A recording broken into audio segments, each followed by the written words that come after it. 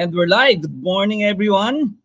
Happy Friday and welcome to the third day of GRCCon Philippines 2023. Kumusta po? So mag-check-in na ang ating mga seminaristas. Maraming salamat, especially for those of you who were with us from Wednesday.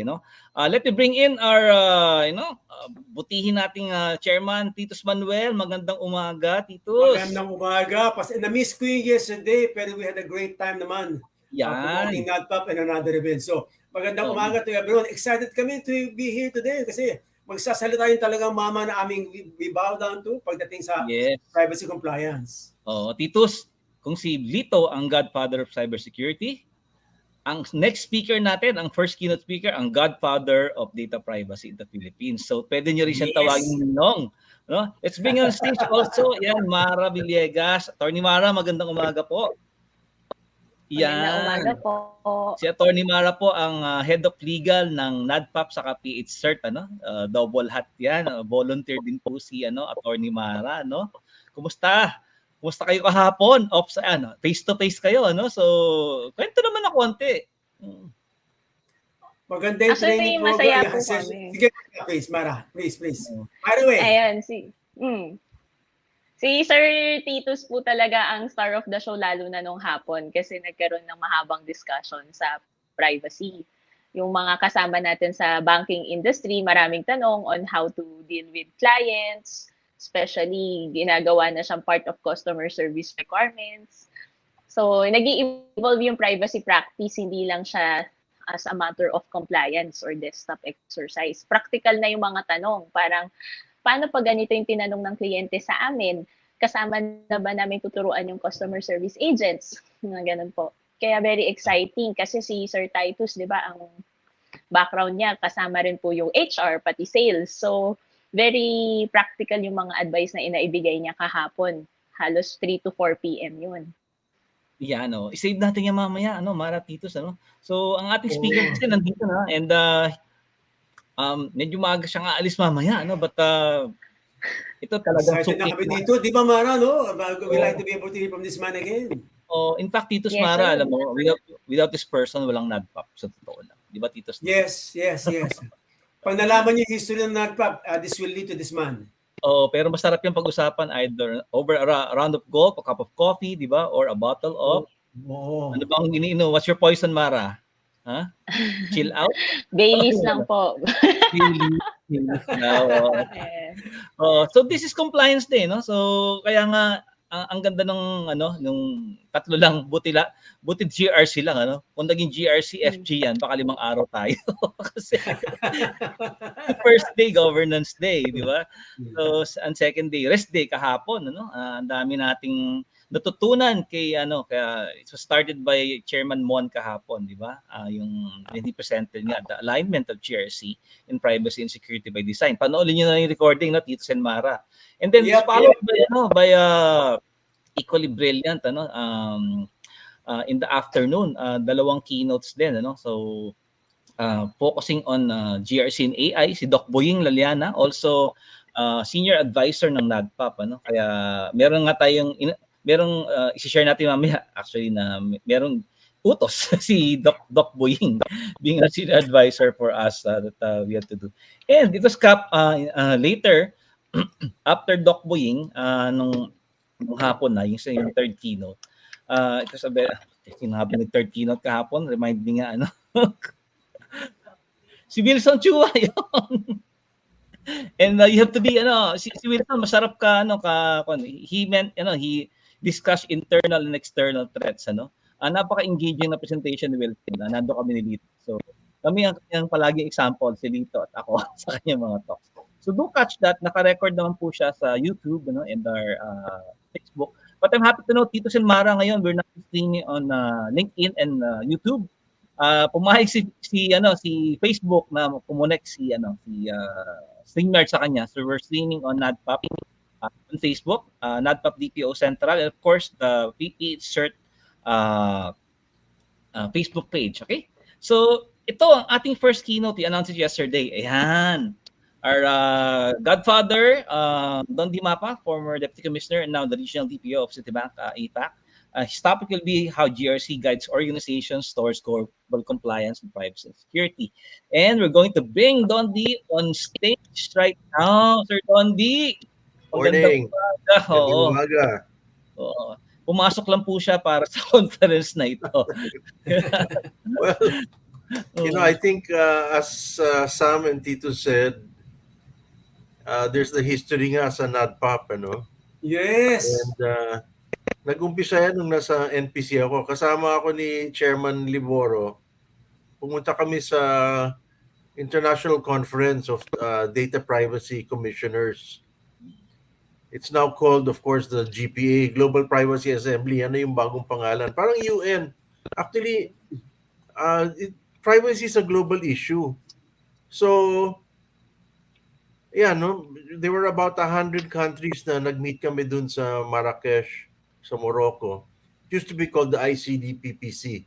Pero ngayon nga tawag, haba, no, masyadong acronym na mahaba. So, sinimplify na ngayon. GPA, ang tawag, Global Privacy Assembly. 140 countries, no? And that's quite necessary because, of course, we want to have some kind of synchronization. No? Parang kung sa atin personal data yan, bakit sa ibang batas ang tawag nila sensitive?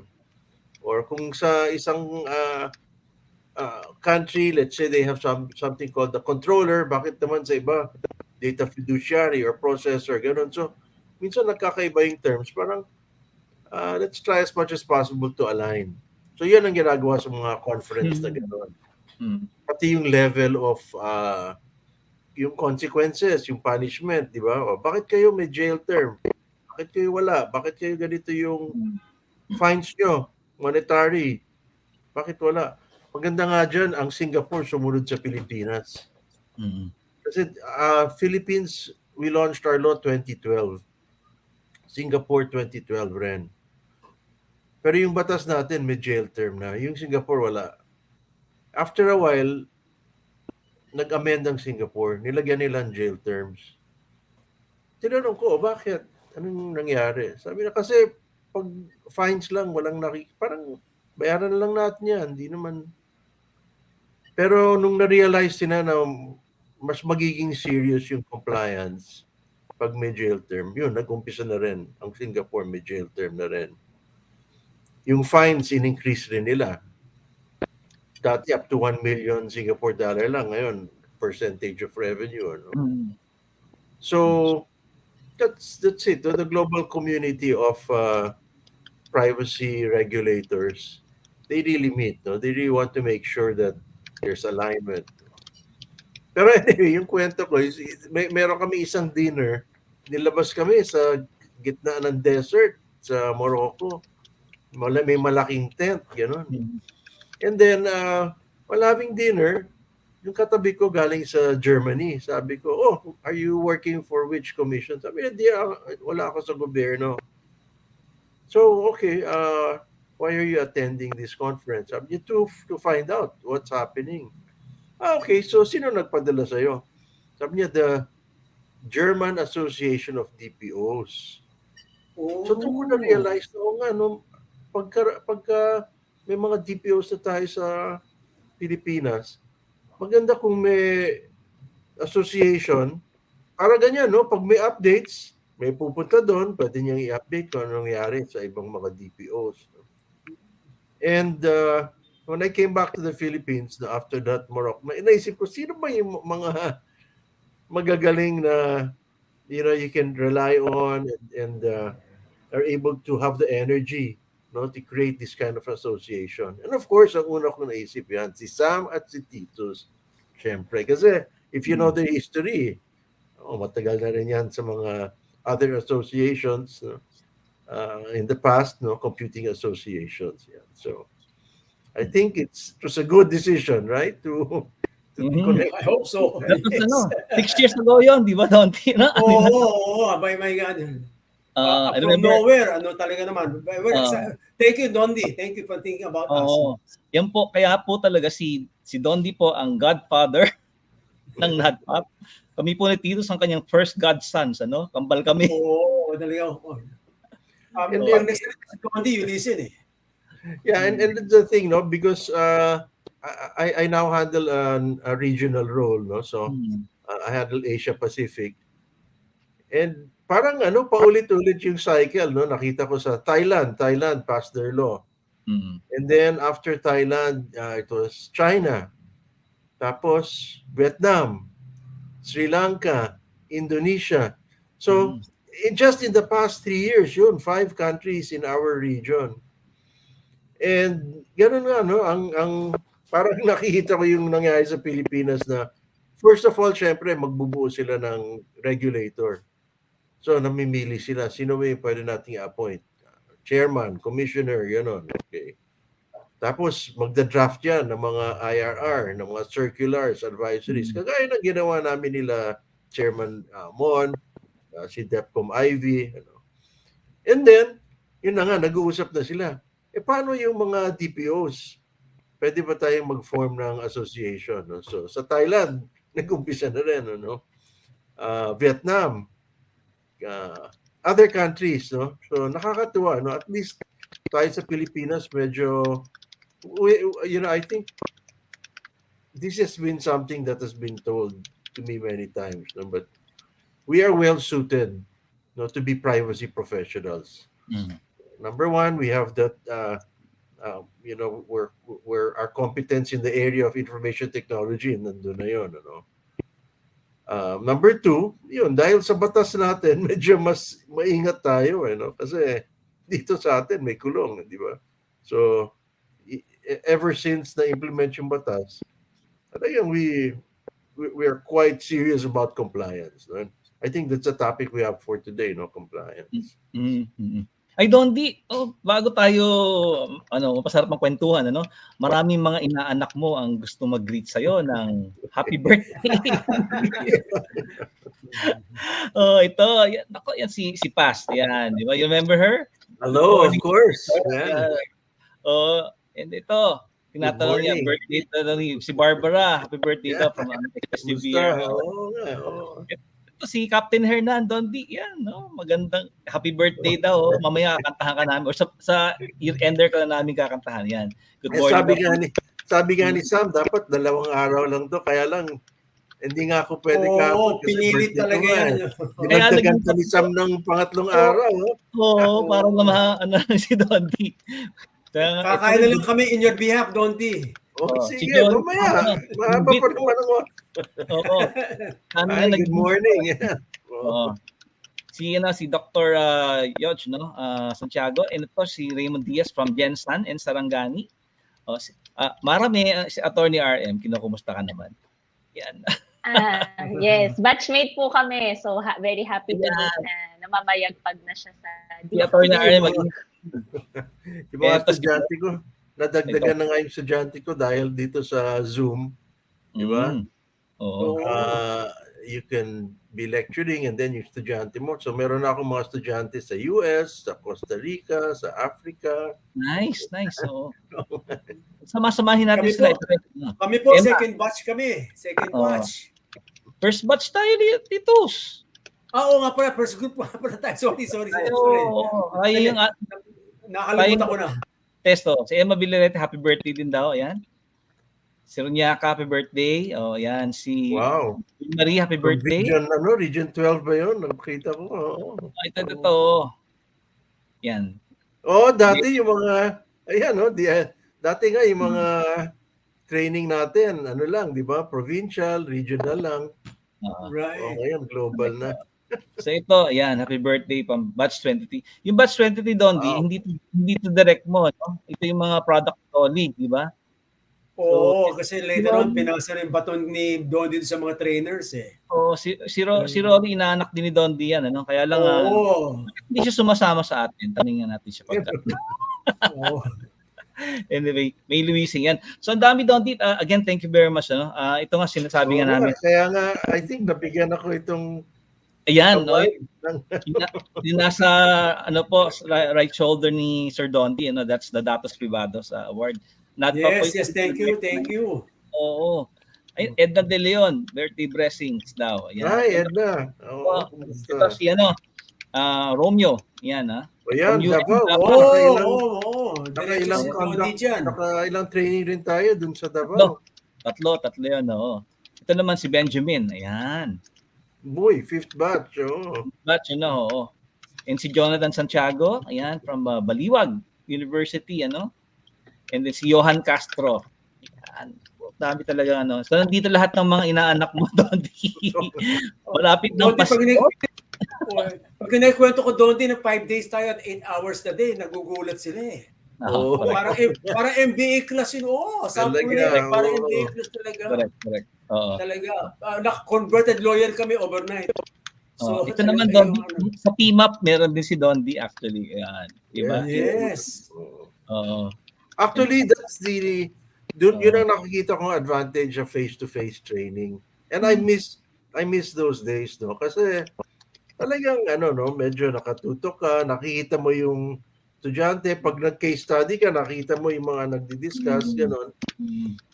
Yung online, itong, okay rin naman yan, pero may Zoom fatigue, no? I think all of us experienced that. No? During the pandemic, nakaupo ka lang, hindi ka makatayo, di ba? Tapos syempre, iba yung face-to-face interaction. Di ba? May mga case studies tayo, nagdi-discussion kayo, hindi naman kayo parating nag-agree. Correct. May one perspective and another, and when you're in a round table, when you're in a case discussion, mas madali yun, yung nakita mo talagang nandun yung energy. What I've done when I've done my training online, ganoon rin, may mga breakout rooms, no? May mga may lecture ako, tapos mamaya may breakout rooms, magdi-discuss sila ng cases, di ba? Once in a while, papasok ako sa breakout rooms sila, di ba? Dahil sa Zoom, may mga gano'n, pero baka nag-chismisan lang, no? Face, so. Saka face-to-face, di ka makatulog. Saka napansin din namin, Dondi, pag sa office sila na gano'n, nag-a-attend, may mga umaabot sa kanila papel-pirmahan, tatawagin sila. Correct, may mga distractions, I think. Binigyan na namin ng warning, pero it doesn't follow eh. Talagang hirap yung estudyante. By the way, Tito, may good news tayo, no? And to our attendees online, nag-confirm na po ang ating ninong na mag-join siya sa ating 6th annual year-ender happening December 6 to 7. Soon to be announced this afternoon yung venue. Ay, sinannounce na ni Dondi. Ayan. May golf golf competition pa po yan. Kung meron na kayo mag-golf. Ito po ang ating host, si Dondi, Ma'am Ses, magandang umaga po. Yan, Dean Ses Mercado of SLU. Sinabi niya yung surprise, no? The year-ender will be in Baguio. Okay? Wow. December 6 to 7. Save the date. Mag-ipon na kayo. Okay? Or yung mga kamag-anak din, sabihan nyo na, no? And yan, Dean Ses, thank you po for confirming rightfully. Salamat din, Dondi, for penciling it in sa yung calendar, no? And maraming pa nag-greet. Ito, si Fe. Batch 12. Yeah. Hello, yeah. Sally Bonifacio. Yan. Ito naman, 18, si Emma Villarete. Cebu nga pala. Cebu, nakailang conduct rin tayo sa Cebu, ano? Oo, correct. Oo. Meron dito Facebook user. Yung mga nasa Facebook po, you have to allow StreamYard as an app para po lumabas yung pangalan nyo. Kaya ganito yung mangyayari, generic lang siya. Okay, so otherwise po, hingin nyo kay Kat yung ating studio link, send mail to privacy@nadpop.org for that. No? And ito na, Ma'am Ses is welcoming us to Baguio. Ayan. Thank you po. Good morning, Ma'am Ses, and to her team, si Sir Willie, saka sa Ma'am Max, and of course, regards to Father Gilbert Sales, the Father President of SLU. Ayan. Yan, Dondi, mamaya balikan natin yung mga greeters mo, no? Pero mamaya pa ipopost ni Dondi yung kanyang GCash para padala niyo siya. Alam mo, when we talk about this training, nakita niyo yung mga pangalan ng estudyante ko, I remember all those times, napapaisip na ako, what should our next training offering be? Mm-hmm. And I think we of course, we're looking at AI. Alam mo yung IAPP, International Association of Privacy Professionals, they have 3 certifications, no? CIPM, CIPP, CIPT. Nakuha ko na yung 3 na yun. No? Certified Privacy Manager, Certified Privacy Professional, Certified Privacy Technologist, no? And then I was asking them, ano ba yung susunod? Ayun na nga, AI. No? So meron silang AI governance. And they're piloting it, they're rolling it out, with good feedback. But I think that's, for us, that's the next, no? So Correct. maybe we can look at offering something like that. Now, there's also, I don't know, no, kung anong challenge sa inyo ni Doc Boy kahapon. Maybe you can mention it, but when I was in Singapore last July, no, yung Asia Pacific Privacy Forum, yun rin, siguro mga 40% nung talks were about AI. There were a lot of talks about PIA and basic operation of a privacy program. But yeah, a lot of the topics, siguro kung titignan mo yung lahat ng talks, mga 40% no, were touching on AI. And that was the key question. Ang DPO ba dapat ang tumingin sa AI? So, ewan ko, nasagot ba yan over the past 2 days? Yeah, yung yesterday yung talk ni Doc Boying, it's fundamentals of AI and how it relates to privacy and cybersecurity. Okay, oo. Oo. So may mga may foundational information na tayo, and then ang task nga niya, he challenged us to issue guidance, or guardrails for DPOs and CISOs on So, maganda next step siguro Dondi, we can have a certification, di ba? Related to that. kasi one of the dami pros and cons, no? Hindi pa naman yan na-decide, Kagaya ng, I remember 5 years ago, ang tanong was, sino ba dapat maging DPO? IT ba? Legal? Compliance ba? HR? Risk? Ang sagot, all of the above. Any of the above, di ba? So, pag tinatanong ngayon, sino ba dapat maging AI governance?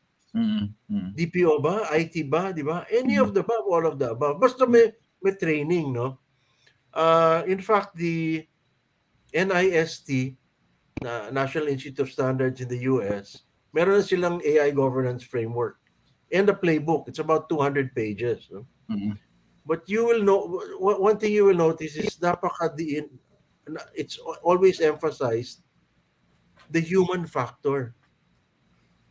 Okay, because the human factor, the person who will be building the AI, feeding it with data, the person who will be getting the results and acting upon those results. Dapat lahat yan may level of training. And in fact, dapat may certification. Okay? And we would compare this to licensing. Di ba? Just to be very basic about it, foundational. Parang LTO. Kung papansinin mo yung LTO, lahat tayo, many of us may lisensya. Pero pag tinignan mo yung sa likod ng lisensya, what are you licensed to operate? Motorsiklo? Four-wheel vehicle? 10-wheel? Iba? So, that means that the licensing is commensurate to the amount of risk and the amount of damage that you can cause, either to yourself or to society. And so that's what we're looking at. Now, first of all, pagbasahin mo yung NIST AI governance framework, it's so clear that you have to be able to quantify the risk of your application. Will this impact a few people or hundreds or thousands of people? Will it impact a small portion of their lives where siguro 1 day or 2 days sila i-inconvenience pero pwede na naman nilang supuin yun? Or will your AI change the rest of their lives forever where you cannot have any way of recovering from a mistake, right? So those are the parameters of risk. The higher risk, the more licensing and certification is needed. The lower the risk, the less certification is. Parang driver's license para sa motor, driver's license sa kotse, driver's license sa bus or sa truck, di ba? So, I think, that's the direction. Now, we are, of course, looking for someone to take the lead, in terms of making a driver's license for AI. International. No? Kasi things are gonna happen very quickly. A lot, maybe as you've heard the past few days, a lot of applications, a lot of systems, processes are already using AI. So, Don't may nagtanong pala kahapon, now we're going sa yung certification. Yun daw ba certification natin, kasama doon ng certification ng InfoSec, a subset siya or subject? well, And I said I they're will get back to overlapping, you. no? Oo, Yeah. they're Yeah. overlapping. Pero kasi yun nga yung very crucial na tanong sa Singapore. DPO ako why should I go into AI, di ba? Right, So, right. There were pros and cons nga, no? Yung con, nagsasabi la pag tinignan ko yung AI na yan, overloaded na ako sa DPO, baka mamaya mag-violate kami, hindi kami compliant sa privacy dahil marami akong tinitingnan na AI, di ba? Dito makukulong ako yung AI, wala pang regulation, di ba? Although of course, ang laki ng risk. So risk versus compliance. That's why you have to have a governance structure, no? To balance that. So may punto naman yung mga DPO nagsasabi noon. As DPOs, a lot of our plates are already full. You know, we're Correct. ensuring compliance. We're helping the company to avoid risk, right? So why load something else onto our plates?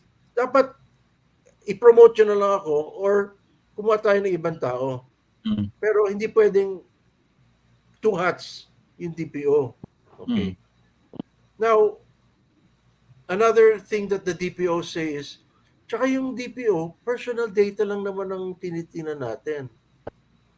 Pero whereas yung AI, may non-personal data. So, lumalaki yung scope. Di ba?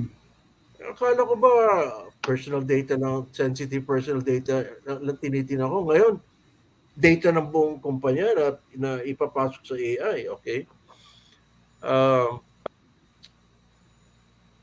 But, you know, actually, if you look at a lot of the AI systems, it's really based on personal data.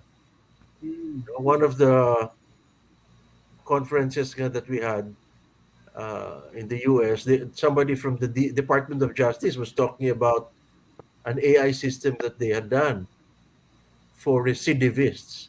Yung recidivist, yun yung naging criminal na-convict na, di ba, nakulong na, tapos nung pinakawalan, commit ng crime ulit, no? So, recidivist. So, ang tanong nila was, for a recidivist, ano dapat yung jail term? Okay. And yeah, they made an AI, put an AI to work. Napansin nila yung results.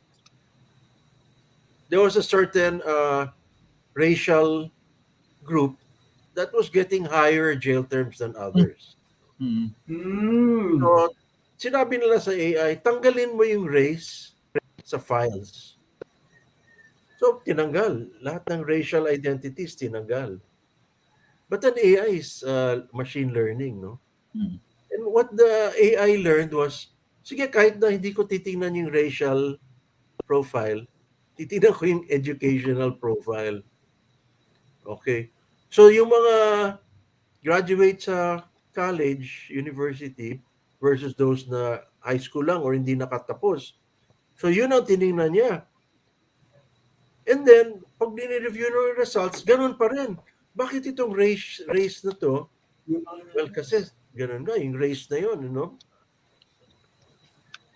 Maybe he did not finish high school, etc. So, if you notice, even in our law, educational, racial, di ba? Ethnic, SPI yun, di ba? Yes. So, sige, one of the learnings was take out that educational. Kahit tanggalin mo yung education na yon, sige, tingnan ulit natin ano yung jail terms na mare-recommend mo for these recidivists. Machine learning. Again, it looked at other data and it used zip code. Zip code, hindi naman yan sensitive, di ba? Pero syempre, may mga,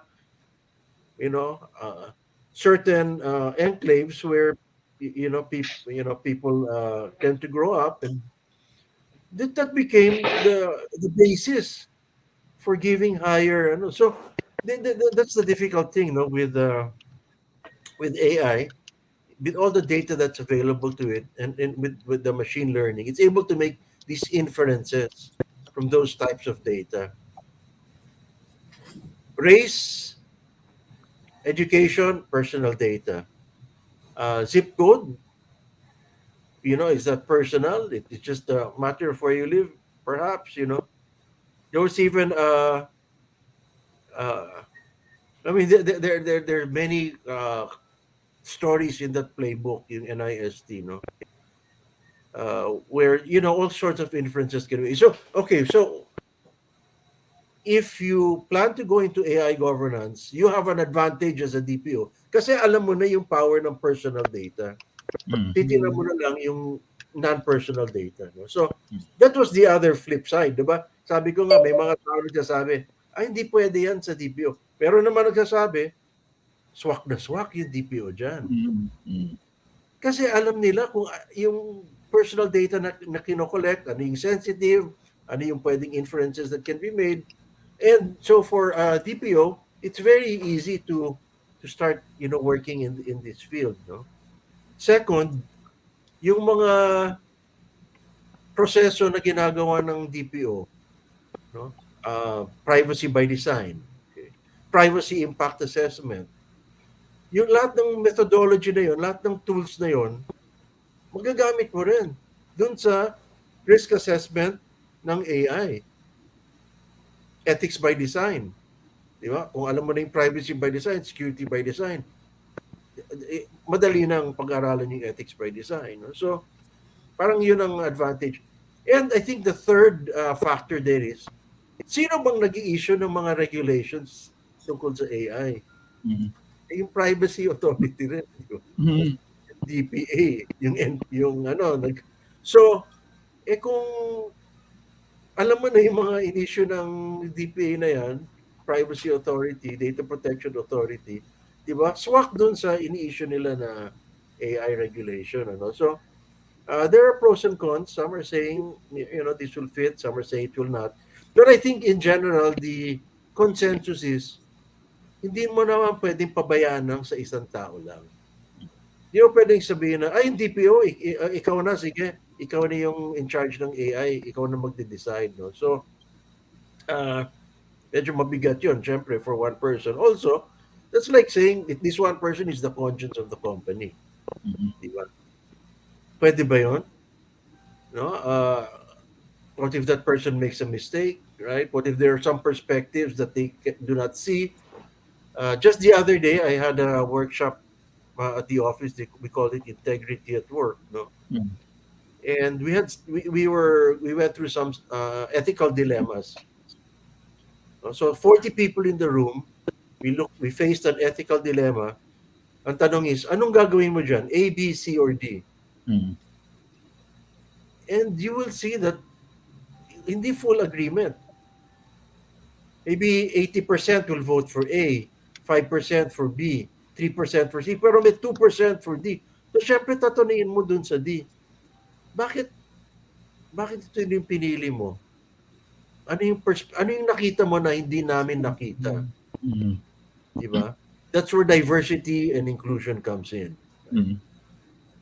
Because you want to get everyone's perspective. You want to be able to get their viewpoints to come up with a better perspective. Ngayon, meron bang batas nagsasabi na kailangan diverse kayo or inclusive kayo?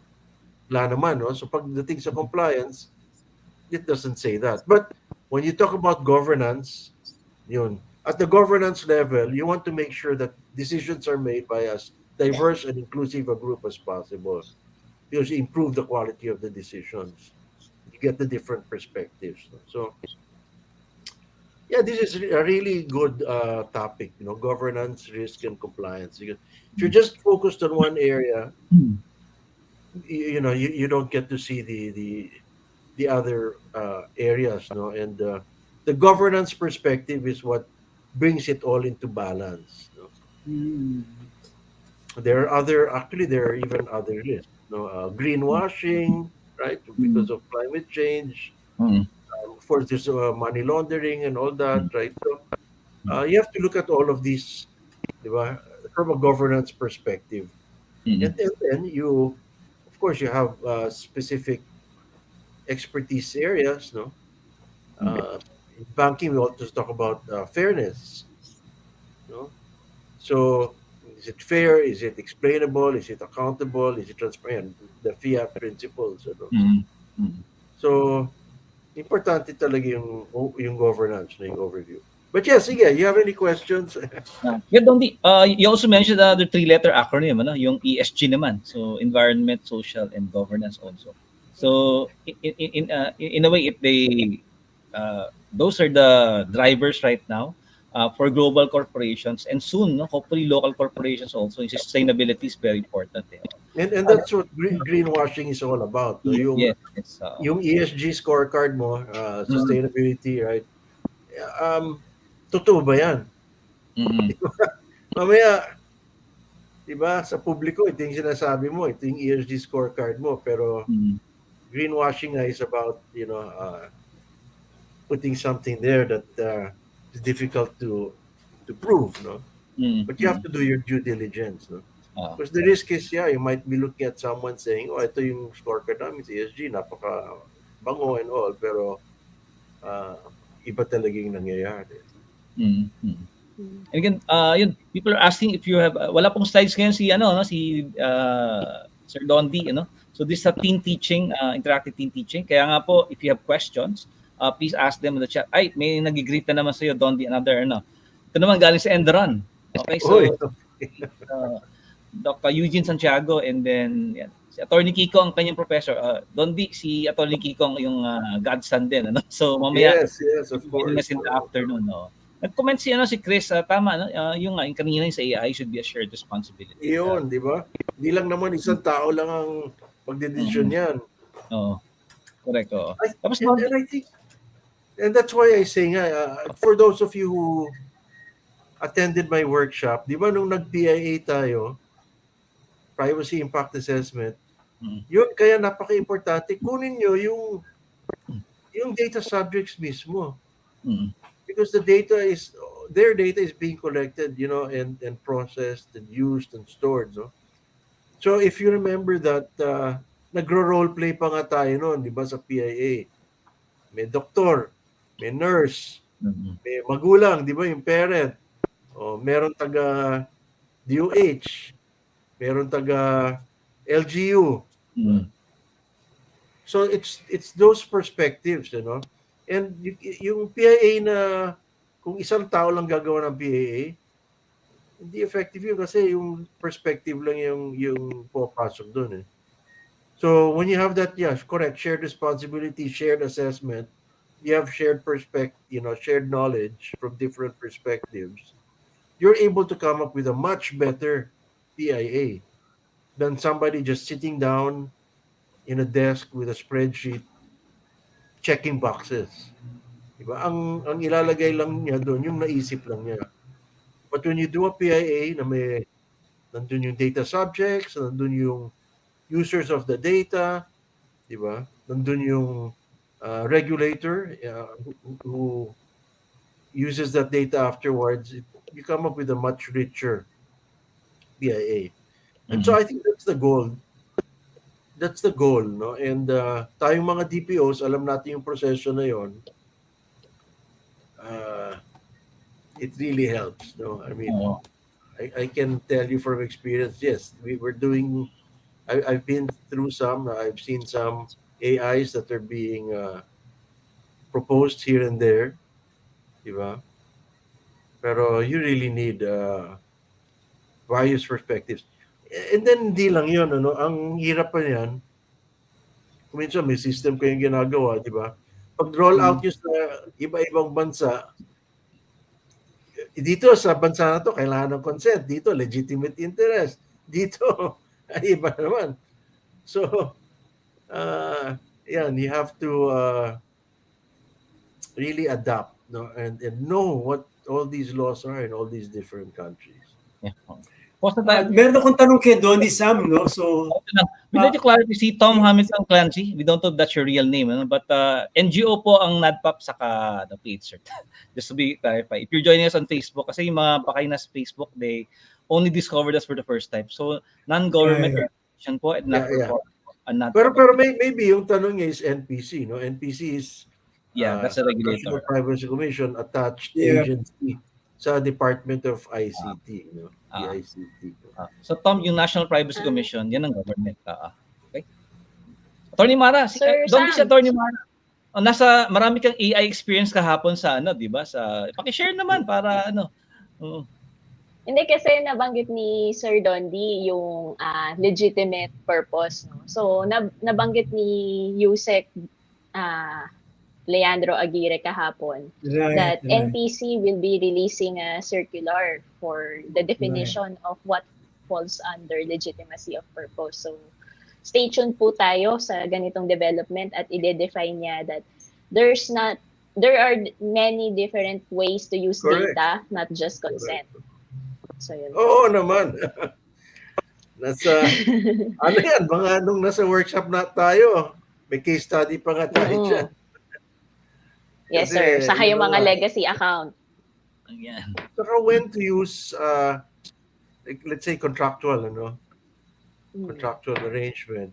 Meron yan for personal information, pero hindi pwede yan for SPI, di ba? Yes, sir. Or protection of vital interests, di ba? Legal defense. Ang dami. Sure, meron din po yung sa European Union, no, meron silang kaka-approve lang na resolution nitong October 13. Uso sa kanila dahil common law, yung contractual clauses. So, inaalaw nila ngayon yung standard contractual clauses for personal data protection and cross-border transfer for countries na hindi pasok sa standards ng GDPR. So, meron mga caveats na kakalabas lang. Yeah. Well, and a lot of that is because of the shrimps too, no? Pero babalik tayo sa legitimate purpose. I think in the NADPOP, DPO Central ng Facebook, meron akong pinost noon 2-3 years ago in one page. Diba, in one page makita mo ano yung legitimate purpose for personal data, ano yung legitimate purpose for SPI. Na pag sabi ko nga sa estudyante ko noon, ito lang dalhin nyo yan sa back pocket nyo. Kasi dyan naka-summarize what are the purposes that you can use data for and how can you justify its collection and usage. No? We'll add that, Dondi. One of our there's a file section ng DPO Central. I'll download it and then probably share it again with the community. So, isa sa mga arsenal natin. Diba, ano pa, Attorney Mara? You encountered a lot of financial professionals yesterday, di ba? Sabi nga ni Attorney Mara, 60% ng topic AI kahapon, di ba? So, sir, di ba, matagal naman natin sinasabi we are not immune to breaches. But what they warned us is that AI is also used to refine the actors' capability to perpetuate attacks against corporations. Tapos ngayon, kaya sinasabi natin sa mga professionals natin in privacy and cybersecurity, dapat na siyang budgetan. Yung trend from 2018, 2019 na bawat isang ransomware attack, the ransom asked for was only around $30,000 so mga 1.5 million pesos. Yung average cost niya in 2020 to 2023 is $800,000 na po. Tapos yung isa pang nakakatakot na sinabi doon, hindi enough na nagbayad ka ng ransom, yung details ng company mo, ibebenta pa sa kapwa hacker para maging information nila how to attack you. Opo. Tapos, meron mga sinite na use cases like si MGM, yung casino, they refuse to pay the ransom. So how they manage the situation, they actually had a good backup system. So meron silang tinatawag na 3-2-2-1. So 3 backups, One yung online, one is yung current file, tapos one is strictly offline. So, at any given time na may mangyari sa'yo at na-compromise yung system mo, backup 1 and 2, meron ka pa rin offline na tinatawag at Yes, at yes, maximum yes. ng 2 weeks delay. Ayun po. Yan, oh. Thank you, Mara. May mga Maganda yung training program kahapon. Actually, very extensive siya. Echo niyan. Oo. But tinanong nga, Dondi, basically, we always go back to the issue. Sa DPO ba, responsibility yung AI events? It always boils down to that one. So, kasi right now, walang in charge. Yeah. Sabi ni InfoSec, hindi sa amin yan. Hindi, may privacy consent, may privacy issues yan eh. Sabi ng DPO, hindi sa amin yan kasi personal information lang kami. Where the company is left open for other things. Sige. First tip, learn about synthetic data. Okay. Synthetic, kasi ang number one risk may AI, may papasok sa kumpanya. Ito, gusto namin gamitin itong AI sa itong proseso na to. It will increase our revenues, it will reduce our expenses. So sasabihin ng presidente, ng board, sige, gamitin natin yung AI na yan. But before you can put that into operations, you have to train it. Okay. So, paano mo iti-train? Siyempre, gagamitin mo yung data na nasa iyo. Historical data, di ba? Pero yung historical data na yun, posible A, may bias. B, walang consent.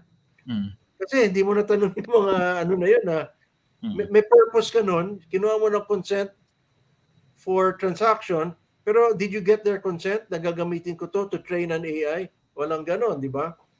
So, that's the easy way, of course, use what data you already have. But it's risky. So what do you do? As DPO, you tell the AI team, no, you cannot use this data.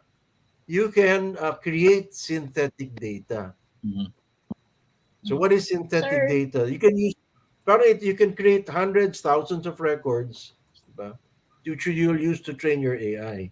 Now, of course, some of that will be based upon what are the parameters that you currently have.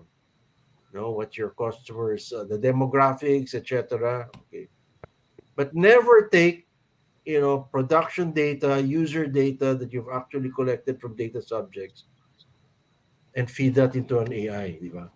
Risky. Dondi kung may consent naman yung data subjects, pwede, di ba?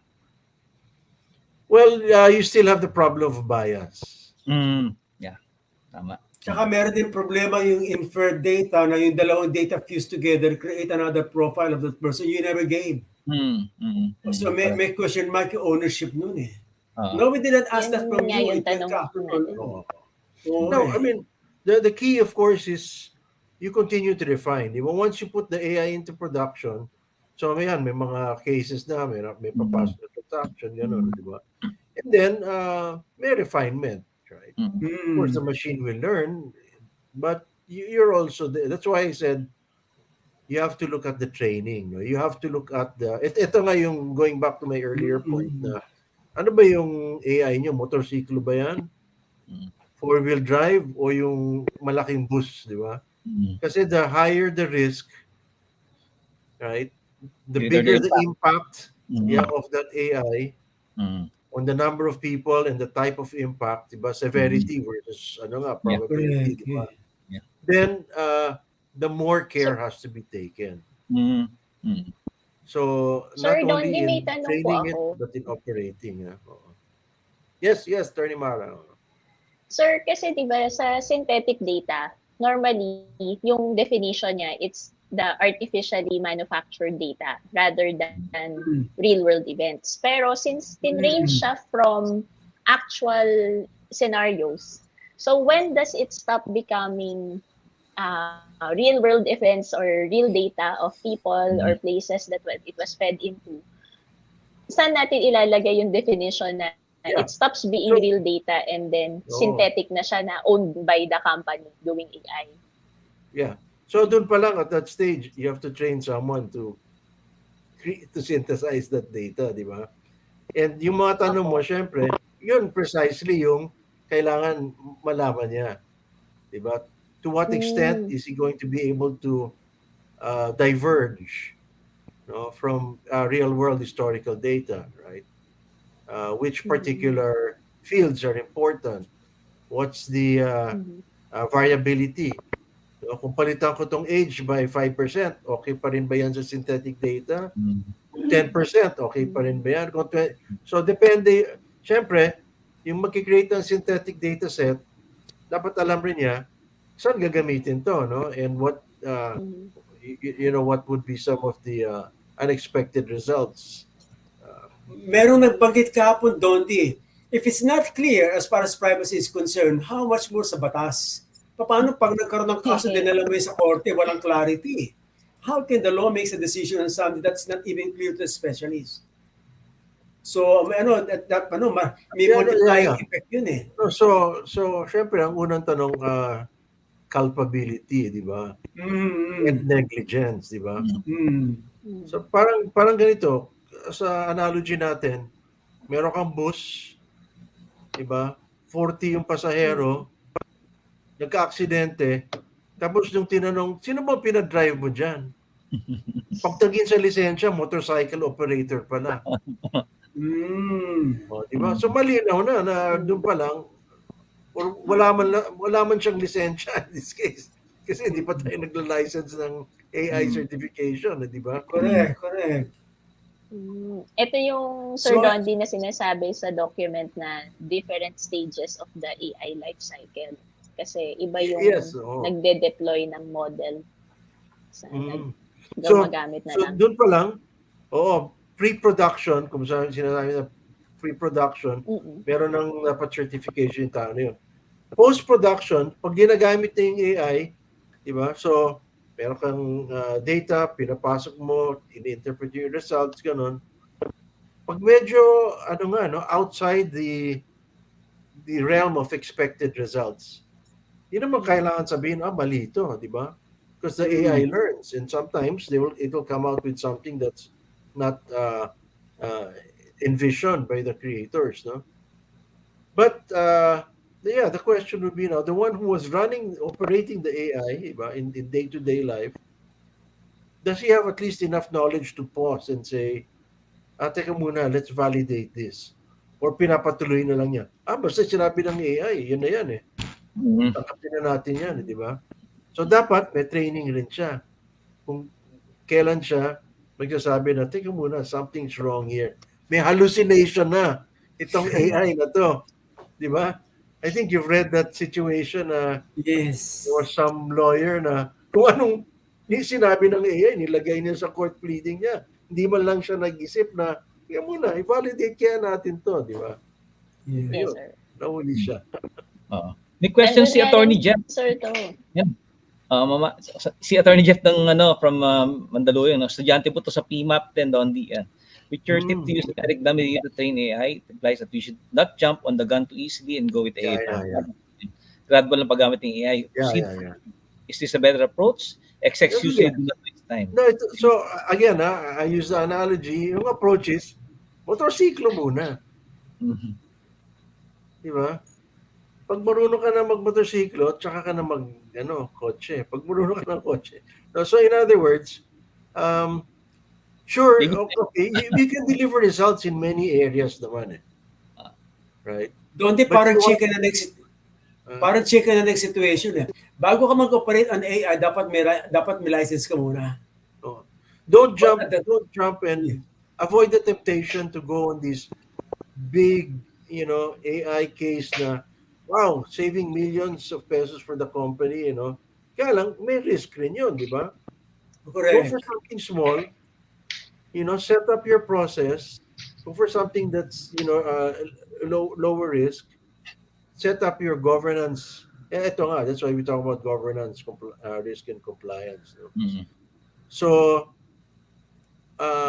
go to NIST. I think for me right now, they have a pretty good framework and a playbook. It's a U.S. standard, National Institute of Standards in the U.S. NIST.gov, and try and see kaya nyo bang itayo yung, kung simple pa lang na application, kaya nyo bang gawin yung proseso na yun? Diba? Kung kaya nyo na yun, yung proseso na yun, you can do it 2 or 3 times, then you can do something more impactful. Then you can start, moving upwards. No?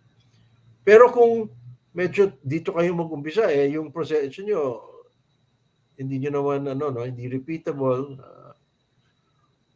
hindi managed, di ba? Hindi optimized, di ba? Those are the 5 levels. So it's going to be risky na.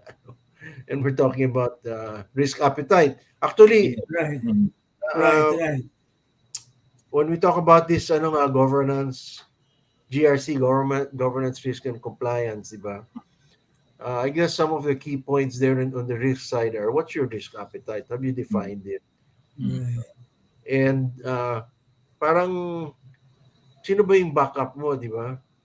Kasi yung appetite ko, let's say, may makita akong lechon. Wow, sarap ng lechon. Ordering ko yan. Yung pala, hindi ko naman kayang kainin yung buong lechon. Pero kung nandiyan si Sam at si Titus, may backup ako, di ba? Yung appetite ko, kaya natin. Di ba? So, risk appetite, number 1. Number 2, when it comes to compliance, again, compliance, you have to have a compliance framework also. How are you up to date on all the latest issuances, no? Laws, rules, and regulations. Sometimes mag-i-issue ng circular or advisory. Di ba? Anong impact nun sa mga operations nyo? Or may batas na dina-draft, di ba? In the case of Vietnam, andun na, ni-release na.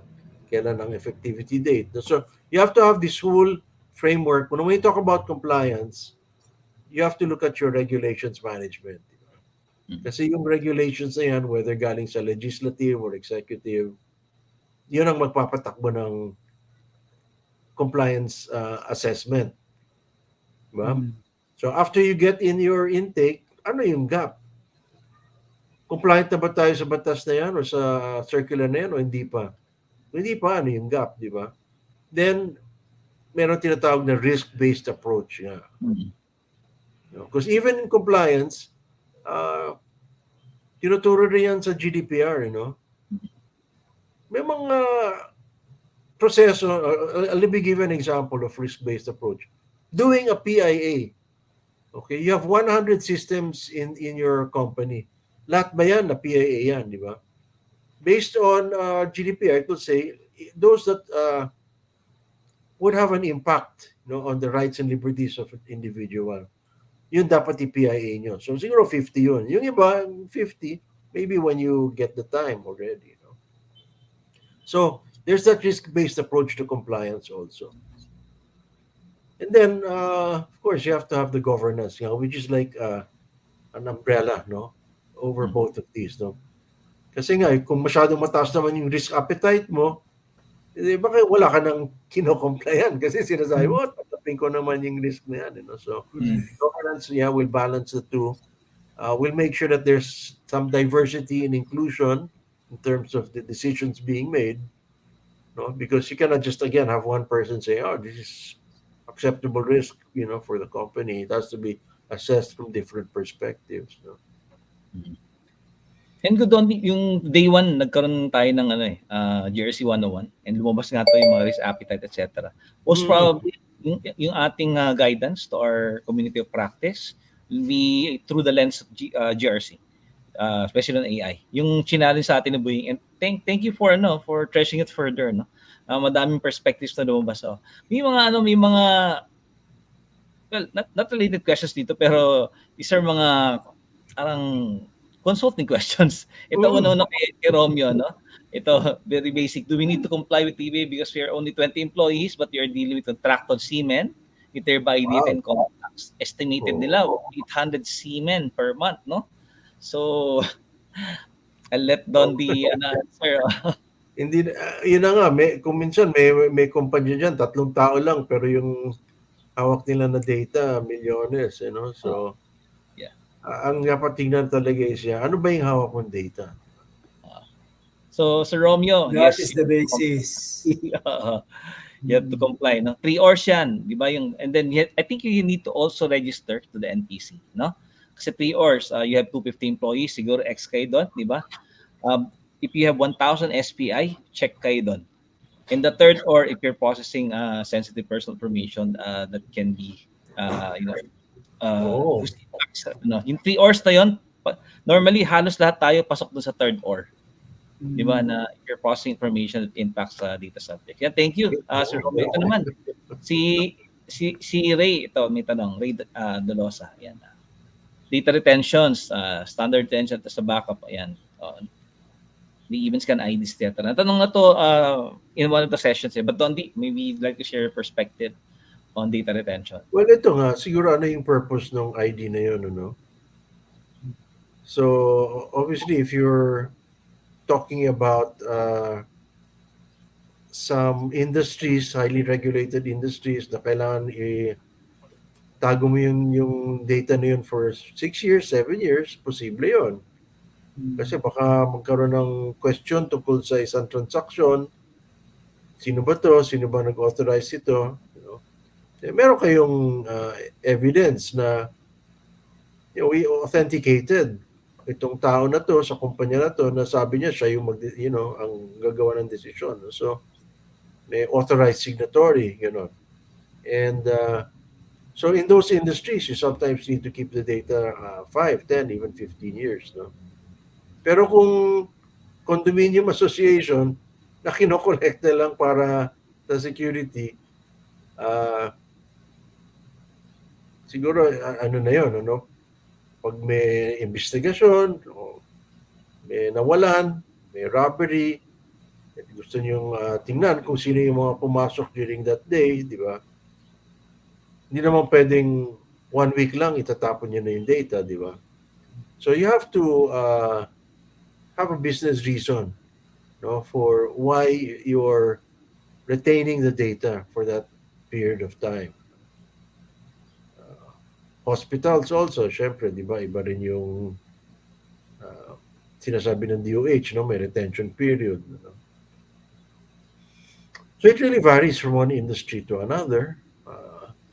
All these industries may do the same thing, scanning an ID, but the question is, para saan ba yung ID na yon? At gaano katagal nila kailangan i-retain? Yeah, thanks, Dondi. Thank you for the question. Again, Sir Ray, ito, si Levi, greeting also happy birthday.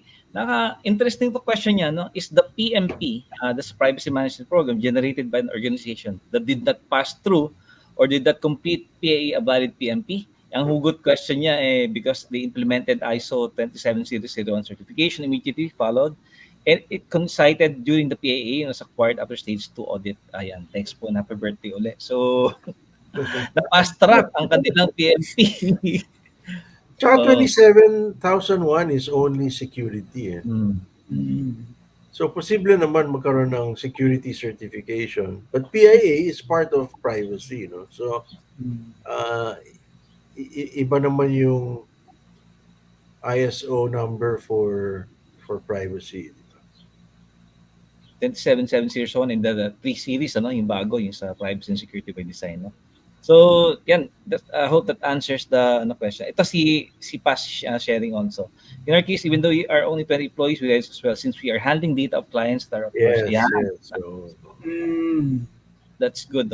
Pwede naman voluntary registration, para ma-experience nyo naman yung how to, yung mga online services ng NPC, So, that's why. And Dondi, tuloy ko lang, ito may nag-happy birthday na naman sa'yo. Ayan. Batch 14. Thank you. Oo. Yeah. And si Captain Hernan, to err on the side of caution, yung kanyang naalala niya, yung mga turo mo. Yeah. And you know what? I mean, kikwento ko lang yung mga ibang bansa. Grabe yung mga registration requirements nila. Sa Vietnam, pati lahat ng you have to submit what's called the dossier of your PIAs, a dossier of your cross-border transfers, Sa China, ganun rin. Basta may cross-border transfer, may security assessment ng Cyberspace Administration of China, CAC. Other countries, no, are really stricter in registration. Sa Korea, kailangan mag-register ka, and then lahat ng empleyado mo dadaan ng training. And every year, isasabit mo sa gobyerno yun. Lahat ng executives mo, at least 1 hour training. Lahat ng IT staff mo, X hours of training. Lahat ng frontline, X hours of training. Pag hindi ka nag-submit, suspended yung registration mo. Okay, Korea yun. Taiwan, annual audit. To show compliance with the Data Privacy Act, or PDPA, you have to get a third party to audit your compliance and submit it as part of the registration. Mandatory yun, walang voluntary. So, medyo, tayo dito sa Philippines, no? Meron pa tayong voluntary at saka no? So, baka pag inamed na yung Data Privacy Act, Dondi, we can introduce those measures, no? Kasi, to be honest talaga, if people are not, really pushed, yung compliance talaga paper pa lang eh. And in fact, yung reports ka ng NPC, hasn't even reached yung early adopter. Nandun pa rin yung sa technology adoption curve, di ba? Yung compliance of the DPA is still with the innovators, di ba? Saka yung mga first movers. Wala pa dun tayo. We haven't yet reached the bulk eh. So sabi nga doon sa report, even yung 20%, no? Di ba? That's the sad thing nga about, just in the past 2-3 months, di ba? Ang dami natin nababasa na mga breaches, mga data natin ng, di ba? Ng publiko. Yan nga, nasa... Correct. Yan. Sana din yung government organization should really start complying seriously with the DPA. Meron nga nagsabi kahapon, Dondi, sabi, kung yung malalaki nadadali, million-million na ginagastos, lalo na kami maliliit. Anong i-defense namin? Hindi namin kaya yung technology na yun eh. Kawawa naman kami. Tama naman eh, no? It starts with the political will to do it. And then kasi, I'll give you an example na walang gastos. Data minimization. Data minimization. Kung hindi nyo kailangan, wag yung kolektahin, di ba? Correct. Pero lang kasimple. May gastos ba yun? Wala namang gastos yun eh. Tayo sa NADPOP, Dondi, 3 lang kinokolekta natin, di ba? Name, email, saka mobile number. That's it. So ito may magandang question si Neil, Is it advisable to request for a copy of a PIP's PIA for the process that they are doing for a PIC? Is this a common practice in the industry? Good question, Sir Neil, no? Gandang tanong yan. Yes, it can, okay. Minimum is, tanungin mo sila, nag-PIA ba kayo? Kahit yes, no lang. Para makuha nyo in writing na itong PIP namin, nag-PIA. So pag nagka-problema, pwede yung ito sabi na nag-PIA sila. Tapos dun mo na lang kunin yung kopya ng PIA dun sa complaint or something, But that's the most basic. The next one is don't just accept a yes or a no, do a walkthrough. Tawag dyan due diligence, no? Hindi naman kayo kukuha ng copy kasi sometimes ayaw nilang magbigay ng copy, Pero at least walk through. Sige, tingnan natin, ano ba yung risks na na-consider nyo? Ano ba yung controls? Okay. So, step 1, yes or no. Step 2, walk through. Step 3, kung pabag sila, get a copy, Pero, hindi naman requirement yun na magbibigay sila ng copy. But like I said, step 1 or 2 before you go to that level. Yung emerging best practice, this is part of your ecosystem and third-party management. Europe has now started the aerospace regulator. Kasi airline, di ba? May airline ka, di ba? Then may contractor yung airline. So yun, dapat nagko-conform na yan. Tapos yung third third party, di ba? Mm. Mm. So a few years ago, sabi na pati yung third party. Ngayon, sinabi na pati fourth parties na. Mm. Di Mm. ba? So, kasi the malicious actors will always look for the weakest link in the chain. Mm. Hindi ka ma-hack, yung supplier mo. Kung hindi sila ma-hack, yung supplier ng supplier mo. Mm. Di ba? Kung hindi sila ma-hack, maghanap talaga sila where is the weak spot. Oo. And the airline industry has realized that. And so, yeah, they have put out these standards, no, for vendor certification down to the fourth party. Third party, oh. And even fit, alam mo naman, uso ang Eventually, subcontracting. oo, syempre. At some point. Oo. Kaya, Dondi, meron ng tanong kahapon, yung bang produkto ng PIA, how do you know that yung risks na identify at yung controls na implement? Kailangan daw ba i-audit yun? You do monitoring and evaluation, syempre, no? As with anything, kagaya, that's why we put it in a cycle nung tinuturo natin yung PIA, di ba? Okay. So hindi lang yung nagawa na yung PIA, okay na yun. May review. Siguro kung first time mo ginawa yung PIA na yun, every 6 months. Kung nakadalawang tatlong taon na yun, then maybe every year, no? But kasi anong posibleng mangyari? Posible na under-controlled. So you identified risks, you put in place controls, pero nagkakaroon pa ng complaints or breaches. So they under-control yun. They ulitin mo yung PIA, or second, over-controlled naman. Ang over-controlled, baka ito yung risk mo, sobra naman yung controls. Anong resulta ng over-control? Bumabagal yung proseso. Diba? Hindi normal complaint yun, Dondi. Yung experience na ng customer experience. Dahil sa control, bumagal eh. Oo eh. Yung gastos, tumaas. Tama. So, kaya may reason talaga kayo na i-review yung monitor and evaluate the results of the controls in the field. Correct. And ito yata yan, follow-up question ni Jason, if you answer it, what can you ask from a PAP to ensure that you have conducted proper due diligence for contracting with them? Yung proper monitoring. And Neil, ask for their privacy management program, privacy manual. Okay? Those are also wala pa ng DPO pa lang. Wala pa siya ng DPO. From the basics pa lang, wala na. And best practice nga, if your PIP is not compliant, don't work with them.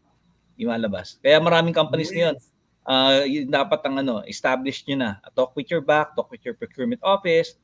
Sa PIP muna, sila naman kasi yung critical eh. And last 2 minutes. This is magandang ecosystem and supply chain, Yung supply chain ng data, hindi lang yan from the PIC to the PIP. It can also be from the PIP to the PIC. Ito question nga ni Willie, Yan. Si PIP naman, hindi compliant yung PIC niya. So baliktad. Okay, so probably to. And then we'll ask for your words of wisdom, Dondi, to end. Yan. So it's no, this is obviously it's constantly evolving our field, So marami kayong DPO siguro, you're asking what's the next step, right, in the career. So one option nga is itong AI, But wag kayong pumayag na AI at DPO. Kasi masyadong mabigat 'yon. At saka magkaiba yung related pero iba yung trabaho 'yon, So look at it as a area of growth, look at it as a promotion. But make sure if you move on, you train your successor. Para may rin kayo, may DPO rin kayo na that you can rely on, Obviously, another field of growth is governance. No, because we're talking about data privacy, data security, pero may mas nakakataas doon, setting the framework, which is the Chief Data Office or the Data Governance Office, right? Where you don't just look at privacy or security, you look at quality. What is the data quality? There's also all this cross-border, especially if you're dealing with multinationals. But if you still want to be a DPO and you're very good at what you do and you're looking for further growth, another area is to be a regional. So, which is what I've done. hindi lang yung one country yung tinitingnan mo, you're looking at 10, 15, 20 countries, no? And how do you implement something, where the laws are different? Then marami rin tong cross-border, data transfers. That's another issue. No? So, congratulations everyone for being a part of NADPOP. It's a very dynamic industry and dynamic profession. You can continue learning and getting challenges all the time, and that's part of life, right? Otherwise, masyado nang boring. Wala ka tayong ginagawa, no? Pero this is a way, of course, for us to give back to society, right? To make sure that we protect, the environment, the data environment, right? For not just for ourselves, but for our children and future generations. And with that, thank you very much, Sir Dondi Mapa. Salamat, Dondi. Thank you. Oh, thank you for everything. We are blessed. Sa year-ender natin, face-to-face. Ayan, so... Baguio. See you guys in Baguio. Okay, see you in Baguio. Thanks, Dondi. Thanks, Dondi. Happy birthday again. Thank you. Thank you, Dondi. Okay. Please stay on, everyone. So, hindi pa tayo tapos. Babalik pa si Attorney Mara. Yan, meron lang call. Titos, sarap talaga usap ng ating ninong. In-depth talaga ang discussion niya. The man is a practitioner more than any one of us. Regional ang hawak niya. Experience base. Talaga naman yung pinagdaanan niya. This has been involved, no? From day one hanggang today. Learning never stops. No? At yung mga maganda yung mga insights niya, AI, no? Because that becomes a new turning point for us. Correct. Dondi, I think, will be one of our peer reviewers, if not advisors, for the upcoming GRC guidance on AI. Yeah. Welcome back, Attorney Mara. Yan. Hello, good morning. Hello, looking good as always. Sagutin natin mga ibang tanong na hindi kasi nga again Dondi has to go, but he'll be back. Kasi as we said, he confirmed already to be one of our keynote speakers dun sa ating year-ender, He's going to be in Baguio. Yan, he's the one who revealed where it is, di ba? So, ito yung Inkenil lang, tingnan na natin tong tapos tayo dyan. Ito kay Attorney Jeff. Nasa DigiCon siya last week So, yan. Ito, siguro Attorney Mara, I'd like to ask. Sovereignty of data, They announced yung Philippine Cloud na one big telco. Huwag na natin sabihin. Pero a lot of them are here, actually. Thoughts lang on cloud located in the Philippines. So, this is a data center. Attorney Mara, any thoughts on the sovereignty of data? So kasi meron talaga tayong rules on sovereignty of data and data transfer, especially if we're dealing with BPOs that are handling foreign data. So sa GDPR kasi, isa sa requirement nila is strong rules on data export. Number 2, at any given time, yung data subject will be informed if his or her data should be moved. Now, sa Philippines, with BSP regulations, banks were also required to declare where the data is stored. So, part ito nung na-discuss kahapon dun sa talk na inatendan namin ni Chairman Titus, Because one of the leading providers of cloud services actually created a local zone for Philippines among their web services. So, dahil dito, yung cloud services is more acceptable to Philippine regulators. In fact, one of the major universal banks was happy to note that na-approve yung use of cloud data nila. So this one, it presents a level of security and at the same time flexibility to Philippine corporations. Kasi before, to comply with GDPR rules, if you're BPOs, you're hard-pressed to find a cloud provider. Kasi especially, I've seen some of those contracts, they would list at least five countries. And then they have at their disposal the chance to move that data without informing you in their data servers. So there were major banks 5 years ago. They decided, hey, let's build on-premises data servers. But as part of the discussion also in that cybersecurity forum, if it's not your line of business, it's hard to maintain, right? Many of technology firms, banks, or even process owners, they have no business in running a data center. suddenly you would have to find yourself dealing with liquid cooling solutions for your data servers. It's a problem you've never encountered before. So now you can focus on your core business and leave the data staging to the experts. And now you have a data staging process that's actually approved by regulators. One of the most stringent of which is the central bank. So yun po yung benefit ng having a sovereign cloud. And before, Atty. Mara, napaka-strict niyan eh. Gusto ng regulators talagang in the Philippines yung server physically, di ba? So, yes, sir. dapat actually, mas maganda pa dito kasi yung sovereign cloud na to would enable the national security plan. No? Kasi the design of a sovereign cloud is to handle sensitive data. So if you have critical infrastructure already defined in the national security plan, so data of banks, hospitals, government services, now we don't have to rely on that foreign provider that created also a local zone for their cloud services.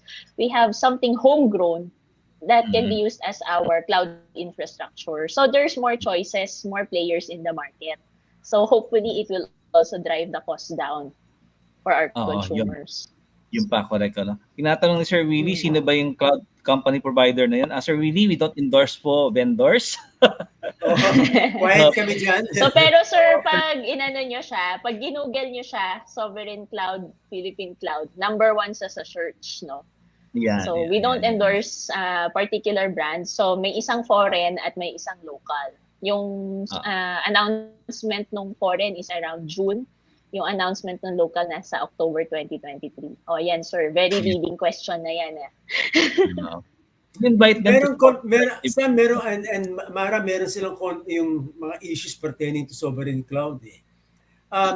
Ano pong in the past issues, kasi natutunan natin before, meron off-site server or off-sites where you store it. Kung nasa Philippines lang siya at hindi mo bina-up someplace else, again, you do not protect the data. Meron limitation siya. For as long as Philippines survive, the data will survive. If the Philippines will not be there, the data will not survive. Yun ang issue dun no? Practical naman, tama naman. Sir. But there's an issue of sovereign cloud How do we handle that issue, Atty. Mara? Sir, kasi it's similar to BCP Di ba? Before we even had sovereign cloud issues, there is also already the requirements before. Yung data servers mo, at least for banks, should be located in 3 different areas and may proximity requirement yon. So, kunyari kami nun sa bank, hindi pwedeng yung isa nasa Manila at nasa Batangas yung isa kasi less than 100 kilometers apart. So, the assumption is pag nagka-earthquake, abot pa rin, di ba, sir? So, one should be in Visayas or Mindanao. So, similar naman po sa when you're employing cloud technologies, it's not recommended that once you move everything to the cloud, your physical servers in your offices are also removed, no? So, you may have one in your official offices and then another in the cloud services. Hopefully, magkalayo yung data center nila kahit nasa both Philippine territory to comply with the propinquity requirements or no. And yun nga yung sinasabi din yung isang provider kahapon, you follow the 3-2-2-1 rule. So at least 3 backups that you maintain within 2 weeks on a cycle, and then 1 offline and 1 online. Yan. BCP best practice yan. Ito magandang tanong from Jim. So, please. What is the legal impact if a company does not use sovereign cloud? So, yan. Legal impact, kumana sa yan. Sir, kasi yung sovereign cloud, yung requirement to comply with is dependent on the industry and which regulator you're pertaining to. So, as far as I remember, the industry that requires a sovereign cloud system is financial institutions under the central bank. Yes. Okay. So, wala pang limitations yan sa mga hospitals unless, for example, they're treating Europeans and those employees fall under the GDPR rules. So I would defer to the GDPR practitioners if there are loopholes. Kasi yun nga yung isang dinidiscuss namin kanina. As of October 13, no, merong linabas na standard contractual clauses on data exportation for non-qualified countries, meaning hindi pareho ng standard na ini-employ with GDPR rules. So these are countries outside of EU, outside of UK, and Ireland. So pumapasok tayo doon. We would need further study, sir, on that. And afterwards, once na nagsettle yung, kumbaga, implementing document nun, we will share it perhaps sa susunod na session sa December year-ender, sir. Yan, thank you. Yan, galing talaga mag-pitch. And galing. Itong ni Mara, bilid naman ako. Wow. Saludo kami, ma'am. Government organization talaga dapat sa Pilipinas, diba? Because I believe there was a circular before mandating Philippine organizations to locate their data sa DOST. Diba, DOST is the one managing the cloud infrastructure for government in the Philippines. So if government po kayo, your primary data should reside there. Yung secondary and tertiary nyo, following the T221 rule, no? It depends on your data governance, no? Again, so compliance side, government ka, dapat sa DOST ka, that's a primary. But meron kang you can have exceptions na using governance, na because we want to our business continue, ito yung aming strategy. Ganun. Using the GRC framework, you can actually look at all of these aspects, no? And ito, maganda follow-up niya. Yan, is there at least a regional cloud acceptable by our local regulators? Okay? Regional meaning siguro, question. Baka nasa Southeast Asia, ganun ba, sir? Or nasa Sarangani, etc. Or siguro, geographic to. Baka geographic to sinasabi ni Sir Jim Reyes. Right. And in this case, the PSP, again, if you're in a regulated industry like the financial industry, follow what your regulators say. If not, practice self-regulation. Yung mga natutunan natin, you set your governance rules based on your risk appetite and then comply to it. Ganun po yung pwede. Si Levi nagpo-promote. Sige na nga, Levi. Ayan. May brand ka palang minention dito So, full sovereignty of data. Tago natin, Levi, So, we're not promoting any brand.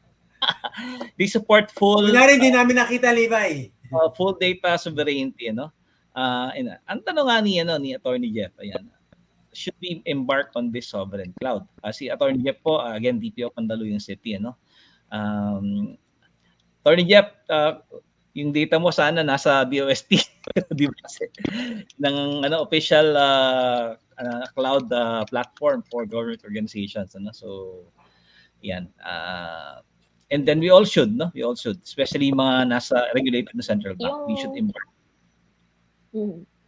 Sir, saka yung sa idea kasi ng sovereign cloud, it's not just about privacy as an issue, It's really related to security.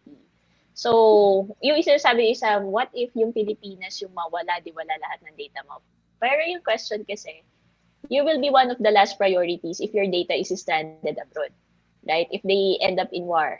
So, you will be the last priority to be protected because one, you're not a citizen. Your data is not particular to their citizens. So, this one actually gives you more control. And this gives you an alternative to having on-prem servers, so that eliminates the increased cost or reduced functionality that you have when you're dealing with local servers. So yung another one for state-sponsored projects, so aside from limited options, aside from the OST, if the sovereign cloud is officially recognized by Philippine government, kasi nga this October lang siya launch. So areas that were not previously served by the OST will have the option to place their data on a major network that has been serving all parts of the Philippines. Kasi portion na nakikita natin na problematic, basic yan, sir. Government officials do not have official government email addresses, meaning they don't have the official account. So what more how can you trust that they even have official cloud servers, It means at the very level of scrutiny, sa email pa lang, you know that your data is not being hosted in any private server or local server that's affiliated with government. Otherwise, they would have had at dost.gov.ph or at localgovernment.gov.ph. What you see in several municipalities is at gmail.com. So this is an improvement because if there is, for example, a pipeline prioritization, then the local government can actually budget and avail of the sovereign cloud services. Yan, thank you. Ito lang, follow up lang kay Jim. It helps with, sir, procurement. Yes, sir, sorry. Ito kay Jim, Tony Mara, ayan. He's mentioning yung cloud services from Japan, Singapore, and South Korea. No? I'll take this on initially. No? Sir Jim, again, sinabi ni Attorney Maris that's just for privacy but also for security. Ano? Check first if the Philippines has cross-border privacy rules with these countries. Ano? I'm sure Singapore meron na tayo through ASEAN, and Japan probably through APAC, no? It's a part of the APAC, and South Korea also. So if we have a cross-border, privacy rules with these countries, then it follows that if you are locating your data with them, with their cloud services, protected yun because of the agreements with countries. Attorney Mara, for additional perspective. Sir, kasi meron kasi tayong ASEAN model for contractual clauses for cross-border data flow. But this one is still more of recommendatory in nature dito sa ASEAN contractual clauses. So if ever you engage, you have to make sure that the data sharing documentation is robust and it complies with this framework. Yun yung usual na nakakalimutan kasi. Most companies, when they engage regional cloud services, they do not have additional clauses. Usually, the contract is saying that, this providers has the option to move around your data and that you consent to its use, but ultimately, you are still the one responsible for any mishap that occurs on their servers. But if you look at the ASEAN framework on personal data protection, there are baseline data protection clauses that should be included. What is the responsibility of the cloud server versus what's the responsibility of the subscriber? And then the problem is sometimes, especially with companies with regional reach, a local company in the Philippines has limited bargaining power to actually negotiate and change the contractual clauses on their templates. Usually, sasabihin yan, take it or leave it. So that's what I caution against going for regional providers. No, I myself have dealt with one of the big three, and I am lucky because my company was one of the top banks in the Philippines. So we have leverage and say, we're the customer, so why are you forcing us to sign on this, right? So they had to get their legal team from Singapore on board and put their data protection clauses at par with the ASEAN standard. Also, there's a requirement on data breach notification. So not only will you be having a requirement to notify the local National Privacy Commission, they also have to notify their own privacy commissions abroad. So basically, you're subjecting yourselves to a dual jurisdiction issue. And you're also opening yourself to being questioned in ways that their local and privacy commissions would have further investigation because your data is affected. So it's more of the fact that you cross borders, you have two types of laws applicable to you also. Yun, sir. Yan. Thank you, Tori Mara. Ayan, salamat daw. Sabi ni Sir, sumasarap daw ang kape niya. Sir Jim, share mo naman yung kape mo sa amin pagka nagkita tayo sa Baguio. Ano? So, yan. And ito si Levi, yan, kanina. Yan, just got over. Levi, baka pwede ka nung no problem, Levi. Special cloud hosting for NADPOP and PH-CERT members and volunteers. Yes. Ano? Sapin natin si Sir Jimmy. Salamat in advance. Saka si Sir Mouch, no? So, sapin natin. Baka okay. Nagkakape. Ito si Ma'am Emma, yan tama yan. For government so yan, advisory to use the .gov.ph email as official email. Unfortunately, the enforcement is weak. Tama po, Ma'am Emma, no? In point po, lumabas po sa news doon sa PhilHealth breach, yung pong DPO nila was using a free Gmail account. Okay? So indicators na po yan talaga ang compliance. Ano? So, may tanong pa. Ayan, Attorney Mara, talagang sumasalang ka ngayon. Ayan, in compliance with DPA, do we have to execute outsourcing agreement with cloud providers for our personal data? Ayan. Sir, yung vendor outsourcing, again, is also dependent on your specific regulator per industry. So, central bank, for example, requires a full outsourcing mechanism for each bank or non-bank financial institution policy. No? So, kailangan naka-layout doon that there was due diligence on the vendor being sourced. Actually, it's similar to the procurement law. So, kung may nakikinig sa atin from government institutions, the requirements is similarly worded. So you have to have a background check on the GIS and financial statements of the party providing you these services. And then the choice of law, which is very important na nakakalimutan, the contract should be, the jurisdiction should be within Philippines. Why?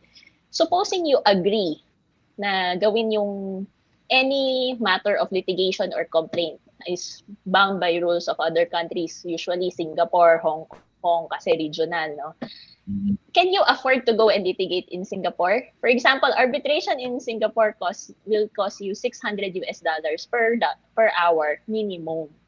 So that's basically what you're agreeing to, just in the cost of expediency. Some would say, hey, let's agree to this kasi hahaba yung contract, tapos dadalhin pa natin sa legal, tapos yung legal nila ayaw pumayag. But remember, you're the customer here, right? So it's their lookout to appoint a local lawyer, supposing that they cannot deliver services in the Philippines. What happens is, because many of us would say, hey, kasi ito na yung standard contract, mukhang okay naman, may experience ako.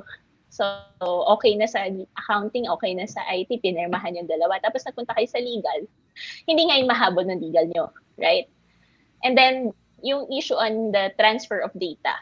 So, usually, you classify cloud services like a software as service type of contract. So, what happens if you terminate the transaction? So, in the BSP outsourcing mechanism, for example, they require that there should be handover clauses. No? So, it's not enough that the person or the contracting party mentions that there is a provision for termination and we will provide support. It should be clear. Is the support going to be paid for? Is the support going to be free within the 2-year period after termination? Will they help you in migration services? Will they ensure that there's suspension of transfer of your data to their third parties, or if they have backup copies? So usually cloud services, when they offer it and they say that it's in Singapore or in Malaysia, they have a backup copy in another jurisdiction. So what type of certificate will they issue to ensure that your data has already been pulled out at the event of termination? Now, if you say at the event of termination, how can they have handover services? So you have to take the risk na when you ask for termination, meron kang residuals ng 1 to 2 years. Right? Eh kung ang issue mo is breach at alam mo may residual ka ng 1 to 2 years, is that part of your risk appetite? So, may conflicting interest siya. Do you want backups or do you want immediate termination of your contract, di ba? And then, how do you ensure due diligence? Nung pre-pandemic talagang sa BSP noon, we were required to show that we examined the premises of the outsource provider. Literally, may picture taking ka sa head office nila o kaya sa planta nila. Are we going back after now that procedures have normalized? Are we going back to that practice? No? So, yun. Meron din kasi kami noon na requirement na at least 3. So, similar to procurement, kailangan papakita mo yung mga cost benefit, why did you not go for the cheapest option. So, the paperwork is extensive. And then, general undertakings, warranties, tapos adoption of variations. So, supposing, ito minsan, na-encounter ko to, actually tayo to sa ka-table natin kahapon.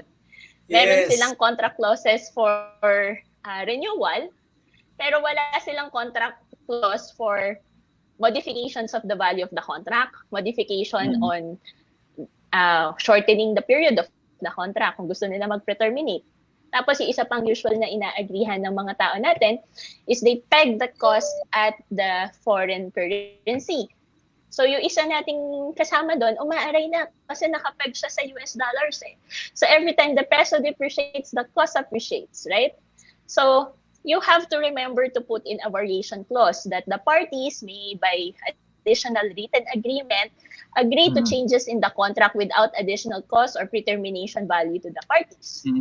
So minsan, alam ko marami nang nakaka-experience na, ba't di naman sinabi ng lawyer? You have to also have a lookout kung ano yung kailangan nyo as a process, ano yung usual na nagiging problem nyo, then you communicate it to your legal and ask them, hey, give me leeway ha, what if kasi sobrang lumiit yung budget ng IT or naiba yung priority kasi nag-iiba yung presidente natin every time. So, remember, put also the variation clauses, no? Yun po. And then yung remedies. Kasi parang, if you are sued and you're the PIC, what is the level of liability to you by the cloud owner? So, if he is a processor, so parang sa civil code natin, principal agent, the primary liability is still with you. So, kung mahak man siya, nasa abroad siya, at na-absolve siya of liability because especially in other countries, walang criminal liability. Si Singapore, kinopya daw tayo, sabi ni Sir Dondi. E paano yung ibang countries? Na-breach doon, pero ikaw yung primary liability, tapos dito may criminal liability. So are you actually willing to sign off on someone else's work and risk your life reputation for penalty? Diba? So for us, it's really looking like a contractual obligation, but you remember that data privacy in the Philippines has criminal penalties. Someone can go to jail. Yan, oo. Sir Willie, one of this is Sam and Mara, we should do a training program on outsourcing vendor-provider management. Yes. Kasi you realize later on, mabibigla ka na lang. Wala, sandali, hindi ko alam yan. Wala sa kontrata yan. Katulad ng yes, please. Oo. Ang follow-up ko lang, Sir Willie, pakidala po yung mga dokumento doon sa Baguio para ma-review ni Attorney Mara. Charge na po yun. Ngayon, libre. Pag tinignan yan, pag tumino, tumatakbo na metro niyan. Yung best practice dito sa Mara na nakita ko sa cloud provider, we're helping an organization right now. They're moving to the cloud, Ini-involve nila yung cloud provider nila sa kanilang privacy impact assessment.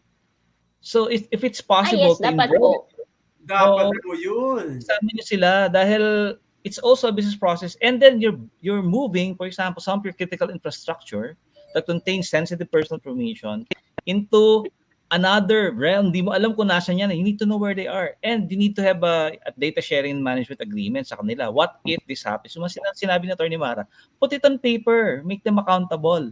Hindi lang pwedeng nagbebenta sila, iiwan na kayo hanging, But dito si Mara, meron na actually studies, on the benefits of going to cloud, Kasi, for example, if your staff, they do not have the skills, to manage these applications, or you do not have the bandwidth or the budget to put in, for example, your firewall, your cloud management, your monitoring system, etc. Some of these cloud providers po, since they're international and global, industry standard na yung mga naka-install dyan sa kanila. It's just a matter of how you partner with them proactively. Huwag nyo lang pirmahan yung kontrata at next thing you know, yung nagkamalaking problema. Ayun, so sige si Mara, please. Mara, please. Hindi kasi meron practical, So sometimes don't export raw data. Ito yung minsan na nakikita ko sa small firms eh. Dahil may cloud services, ginawa na siyang parang literally another folder. So what they export is the raw data abroad. So if you want to still use cloud data and minimize your liability, already anonymize, encrypt the data that can only be read in the local servers. So yung pinapadala nyo or set up your operating systems or your workplace management systems in such a way that when data is transmitted, it's already in encrypted form. So whether or not their servers are hacked, it's unreadable or unusable by anyone who's not using your physical machines in the Philippines. So parang every time you download it, it's being opened in the Philippines. Yung data packet. Yun po. May tanong ni Sir Ray, Yan. yung transmission vis-a-vis. Yung ito po yung data in transmission, so encrypted even in transit, So yan ang sagot diyan. So, Opo, meron sagot may requirement ulit si BSP dyan, ano? So the encryption is not just on the data lake na dinatawagan, but also on the data that's being exported. So again, I'm saying na since it's always a requirement with financial institutions, it's going to be a best practice for other regulators or other industries. Madalas natin makita din also, Atty. Mara, tsaka Sam, is yung expediency para matapos na yung kontrata. Yes. Sabi nila, the more people you get involved sa contract negotiation, the longer and harder it will take. Unfortunately, there's also such thing as due diligence. Later on, mararamdaman mo na lang yan na talaga hindi tinanong ba si ganito? Ay, oo nga, no? Kasi para matapos na lang no? That's one of the issues na actually ko-cover natin if we do decide to put on that project or program on vendor management. Yeah. Para alam niyo po, para alam step by step. Si Atty. Mara, teacher niyo. Nako, Hindi kasi sir, contract management naman po it's really an issue of para project management siya. So, when you allot time, kasi nasabi nila na, naku, pag pumunta sa legal, tatagal yan. Kasi if you look at their production cycles, they never included the compliance or legal officer at the beginning of the project. So parang for these teams, when they reach the contract, for you guys, you've been working on the entire IT implementation for the past 2 years. And alala nyo, magsasign na kayo ng contract after negotiating with the providers and the specifications and its doability. Test run nga sila usually nang walang kontrata, sir, di ba? Tapos last 2 months, because end of the year, kailangan i-disperse yung payment. Doon yung tatawagin yung compliance and legal. Tapos magagalit kayo, bakit hindi kayo prioritize? So I'm speaking for all compliance and legal officers. Include them during the start of the negotiations. Allow them to attend in and out, no? So gusto niyan in the loop pero not usually a-attend sa lahat ng meeting kasi hindi naman nila pakialam yung buong technical specifications. But also just give them sound bites or attorney yung pinag-usapan kahapon that already refers to data packets or data transfer. Baka lang po kailangan namin isama siya sa kontrata. Remember, the squeaky wheel gets the oil. So make sure you're on the top of their minds para when you actually need the contracts, then they can proceed with providing you with the support you need on a timely manner. Tama naman yun. Oo. Yes. So, magandang lecture. Part 1 po yung training program. So, DPO, CISOs, and our GRC practitioners emerging, i-involve nyo palagi yung compliance team sa legal team at the onset. And Tito, Mara, ang tawag dito, proactive project management, no? Correct. You prepare in advance. Sabi nga ni Atty. Mara, you need to prepare briefs for your stakeholders. Dapat yung legal brief kay Atty. Mara, business brief probably for your CEO, operations brief for your operations lead, etc. Ito po, Tito's plug lang i-discuss natin to sa ating year-ender. Mamaya i-reveal natin yung team, so hintayin nyo na. So don't miss it, huwag kayong mawawala. Kaya ito naman, si Sir Romeo, ayan, how do we deal with cloud-hosted email like Google and Microsoft since we are exchanging PI and SPI through those systems? Ayan. Good question, Yung po bang Google nyo, free Google? Magkaiba po yung security level na binibigay. Tsaka isang question ng Atty. Mara, naibigay mo na What now? Libre ba yun? Tsaka naibigay mo na. Please, Atty. Mara. Sir, kasi so I would suggest you guys avail of the paid services. Of course, if it's free, the service and the security being provided to you is only the bare minimum. Of course, they require certain requirements from the regulators abroad, like for GDPR and US, where these major companies operate. But they are not duty-bound to give you the level of security, the customer service, the turnaround time, the backups, if you actually availed of the enterprise account. So as we have mentioned earlier, so the cost of being hacked is rising. It's $800,000 aside and on top of the strategic and reputational risk that you would encounter in case you get hacked. So sir, sana, no, ako personally, 10,000 a month lang yan. Good for 50 email addresses na yan sa Google. Bayaran nyo na po siya. Yun yung budgetan na siya at bayaran na siya. It's not just an IT issue, it's a security issue. Yes. And it's also something that will give security and peace of mind to you kasi hindi ka rin masasubject sa NPC audit, no? Parang rule of thumb kasi nila that they tinitingnan if they are doing compliance checks is to check your privacy policy. Tapos sa privacy policy, sa ilalim nun nakasulat yung email address ng DPO. So huling-huli yung mga nakalagay dpo@gmail.com. Nauunahan kayo ngayon na ilagay dun sa compliance check mechanism ni NPC. Tito Mara, share. Yeah. Lagi naiiwan dyan, Sam, basically, in the Atty. Mara, yung procurement office. Akala nila napakasimple ng trabaho noon. They will act basically on what knowledge are available for them. They were trained that way. So hindi na natin masisisi. So isama nyo po sa training yun. Yes, please. Oo. Kasi hindi po Atty. Mara, sinama nyo, please.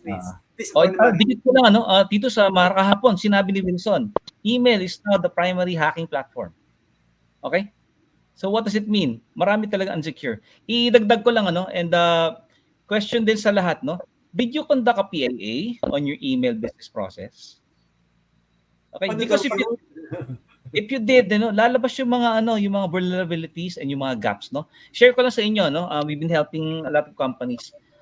Did you know that your employees are actually storing databases sa kanilang Outlook or sa kanilang mail? Nasa mail server yung mga database nyo. Sa inventory nyo, na-identify nyo kung ilang instances ng data nandyan. Especially Tito Mara, meron tayong mga catch-all emails, di ba? Lalo sa HR, HR is the main culprit. Ang ginagawa nila, meron sila HR at something.com or yung resume ng mga napadala doon. So times, for example, ang nakaka-receive sa isang mail, mga 10 HR. So 10 instances yun ng resume ng mga applicants for a certain job. And nandun lang yun sa kanilang mail server. Okay? Kasi sir, yun nga hindi nagbabayad yung kumpanya ng additional cost for SharePoint, no? So, ang nangyayari, ang easy way, since walang SharePoint or sometimes it's not streamlined within their laptops, no? As part of automatic updates. So, hindi sinisave it in the download at i-refile to specific folders. That's why we say training is important. You have to highlight paano mo mako-force yung mga tao na not to use the emails as their backup point. You limit the file size to 5 gigabytes. So that's good for 2 to 3 months. Force sila ngayon mag-delete. And force sila i-save yun dun sa files ng company kung saan nakastore yung data point mo. Tapos, make sure also that meron kayo talagang SharePoint na bayad and within the company. No, sorry, I used the specific brand. But ginawa kong Colgate, sir. Yeah, Colgate also. But sometimes Atty. Mara, nahihirapan sila explain yan sa personal nila. Kasi ang feeling nila mas mataas ang pwesto. Well, meron po kami solutions dyan. Gagawa kami ng training program, invite nyo sila. Kung anong gusto nyo sabihin sa kanila, kami na magsasalita. Si Atty. Mara magsasalita. Para meron dating. Sige, Atty. Mara, please. Yung isa pa po naming sinasabi, no, kasi usually ang pinapadala sa training, yung mga boss lang. Diba? Lalo na kung mahal. But you have to really invest na, ang dalin nyo doon, yung process doers. Kasi they would also remind you or they would understand their work. Yung iba po kasi nandun tayo sa lumang mentality na, pag pinadala ko siya sa lahat ng training, lalayasan niya ako. Guys, from a governance perspective, ang tao din nahihiyang, no, sir? So, ibig sabihin, we don't like change in general. So, if we are well cared for by the company, compensated properly, there's annual training, the job satisfaction will go up. And if that job satisfaction, then, they will not leave your company. Kasi meron pa rin naman po tayong companies that have managed to keep their employees for 10, 15 years, diba? So it's not an issue of providing training, but we should look at in the general scope of work, how do we keep these people, how do we retain them? And then keep institutional knowledge, and by keeping institutional knowledge, that bolsters our IT security mandate. Pag sasalita ako, ano sa perspective dyan, lagi tinatanong, paano pag tinraining namin, naalis lang yan? Paano kung hindi nyo tinrain at nag-remain? Tama. Maiiwan lang sa iyo yung mga taong desperado, yung walang pupuntahan. Believe me, totoo po yan. So, you will not be able to attract the best. Kasi lalo yung mga millennials ngayon, ang hinahanap nila is yung growth, yung coaching, yung proper perspective nila. Si Mara millennial, yung kanyang video nga, napakayo, di ba? Oo. Totoo yan. Parang pili ko tuloy, Jurassic Park ako ngayon. Ay, nako. 5 minutes to go. We have time for 1 or 2 more questions. Ito gusto ko balikan ito, maganda itong question ni Levi. Levi, nandiyan ka pa ba? Yan. So, yan. Sa PIT kanina, do you want either or both lawful and ethical for us to mandate our third-party suppliers and service providers to also be ISO certified? If not, what's your suggested approach or handling for third parties to comply to set ISO standards? First po, napakamahal po ng ISO certification. Diba? Yes. But, titos, di ba? We will have an alternative. Hintayin nyo lang po. Yes, abangan nyo po yun. 27001, mahina po ang 5 million para full compliance dyan. Okay? So, Sir Levi, ito again. This is part lang yun, Levi, ganito yan. What your partner failed to do, you're accountable for it. Period. Yes. So meron pang kasagutan doon. Sige. I think bare minimum, may DPO sila, proactively compliant to the Data Privacy Act. They have registered with the NPC, both their DPOs and their, DPS, di ba? Yun, enough na yun. And then constant education. Again, responsible for our ecosystem, our supply chain, and our third party, sabi nga doon, the fourth and fifth party services providers, no? Yun ang sinabcon na common practice actually, especially sa Pilipinas. So, Attorney Mara, Titus, any other word on ito, third party management to napakaganda ng start ng training program mo, Attorney Mara. Binabaliwala nila yung training program yun. Pero talaga, vendor management is something that you have to focus on. Attorney Mara, please. So, yung sa vendor management, you really have to look at the scope of work and the quality that they can deliver. No? So, as with any business practice, sometimes we go for the cheapest cost and we want that to be value for money. But especially with privacy, always remember that it's your neck on the line, that you have criminal liabilities to deal with.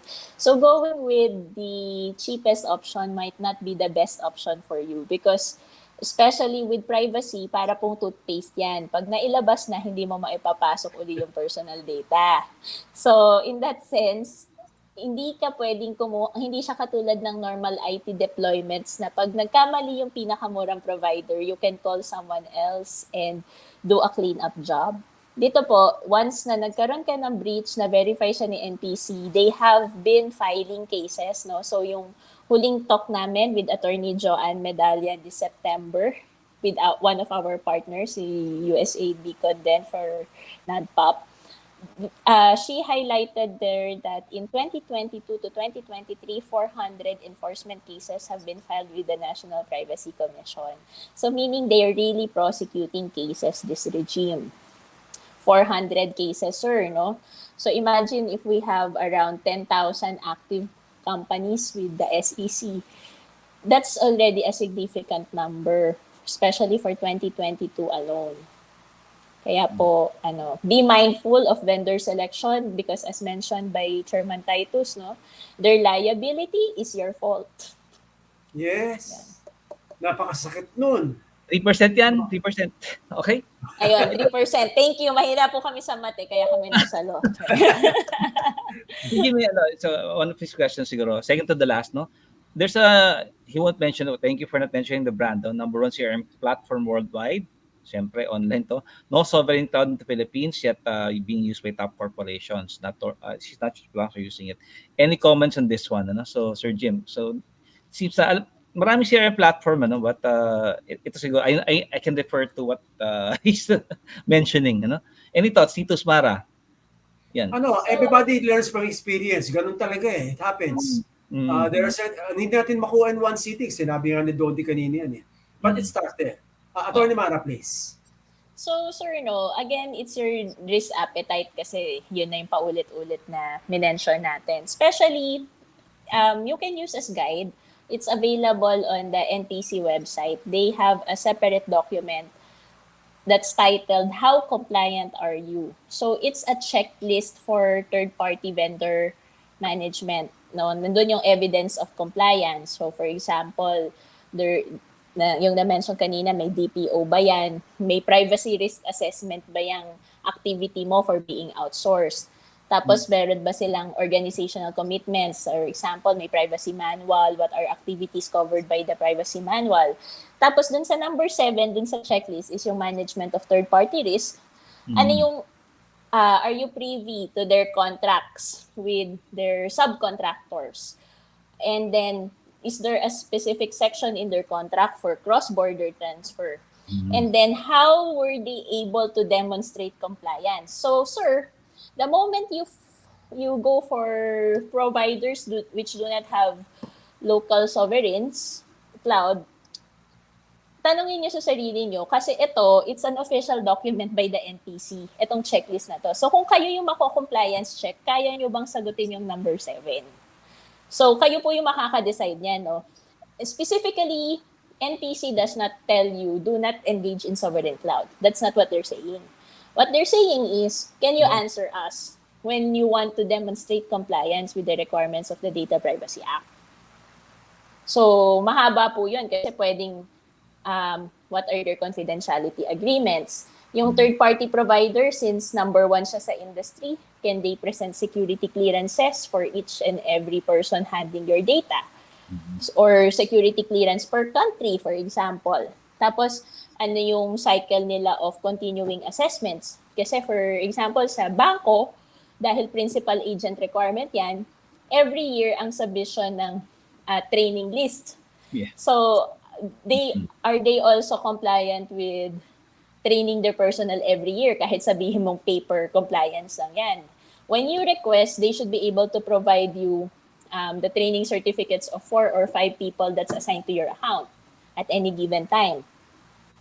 Kasi yun yung mga pumapasok in practice na how do they demonstrate compliance to the Data Privacy Act.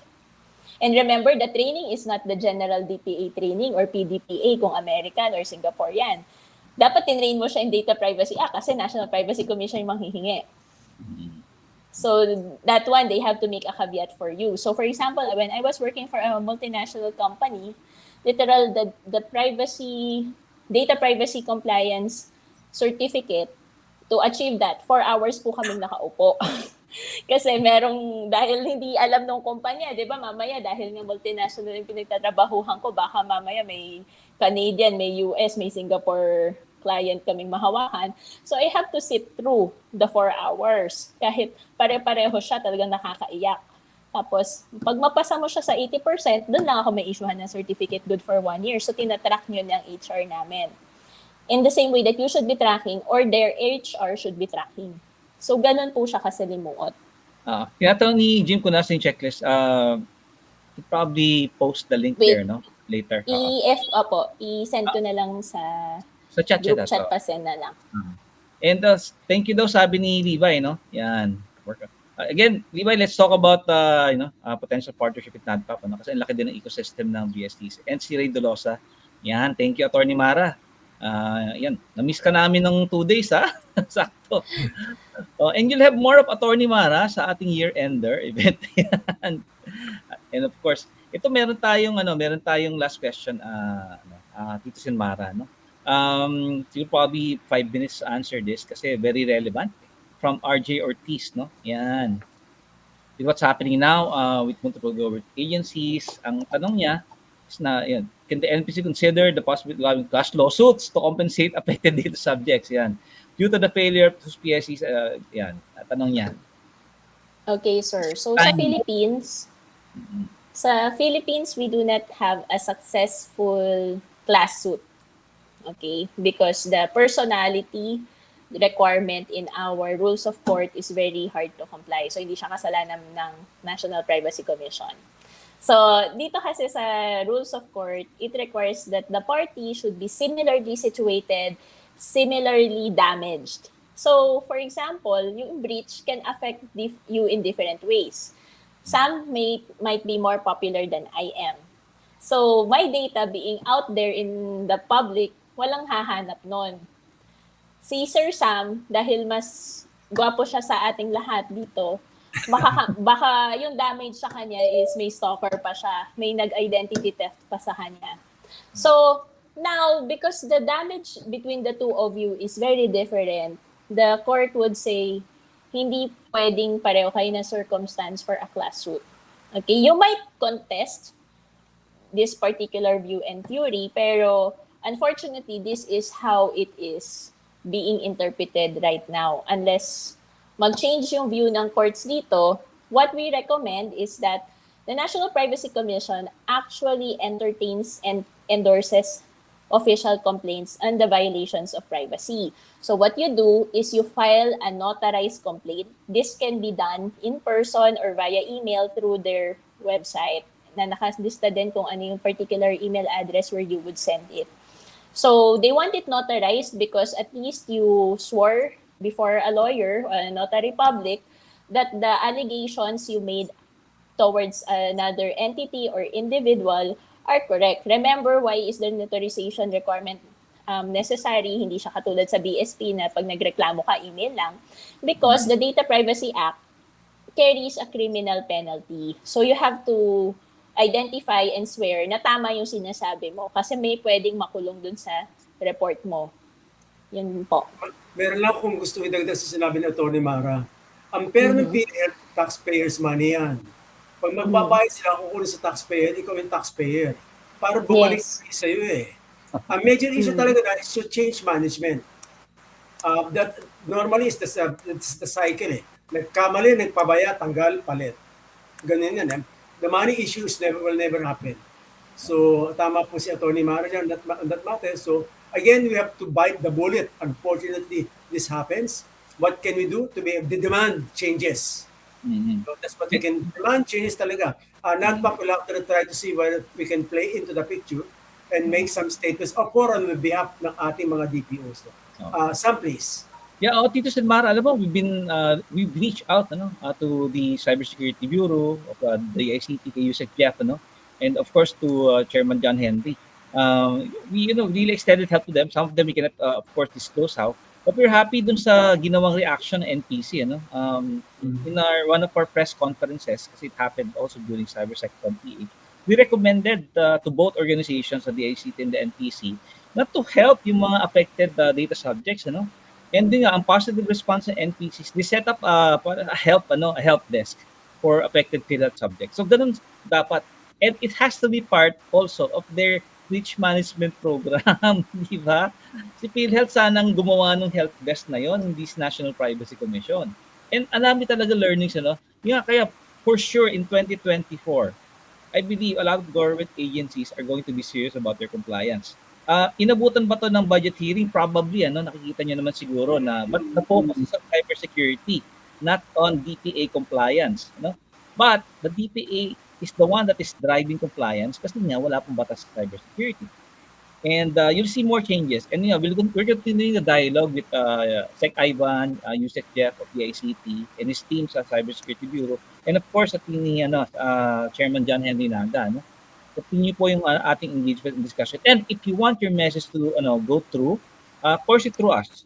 Or you can also write them directly. But maganda po na isang boses tayo na lumalapit sa mga agencies na yan. Ang tawag actually, let's not condemn them. Okay, let's help them. Okay?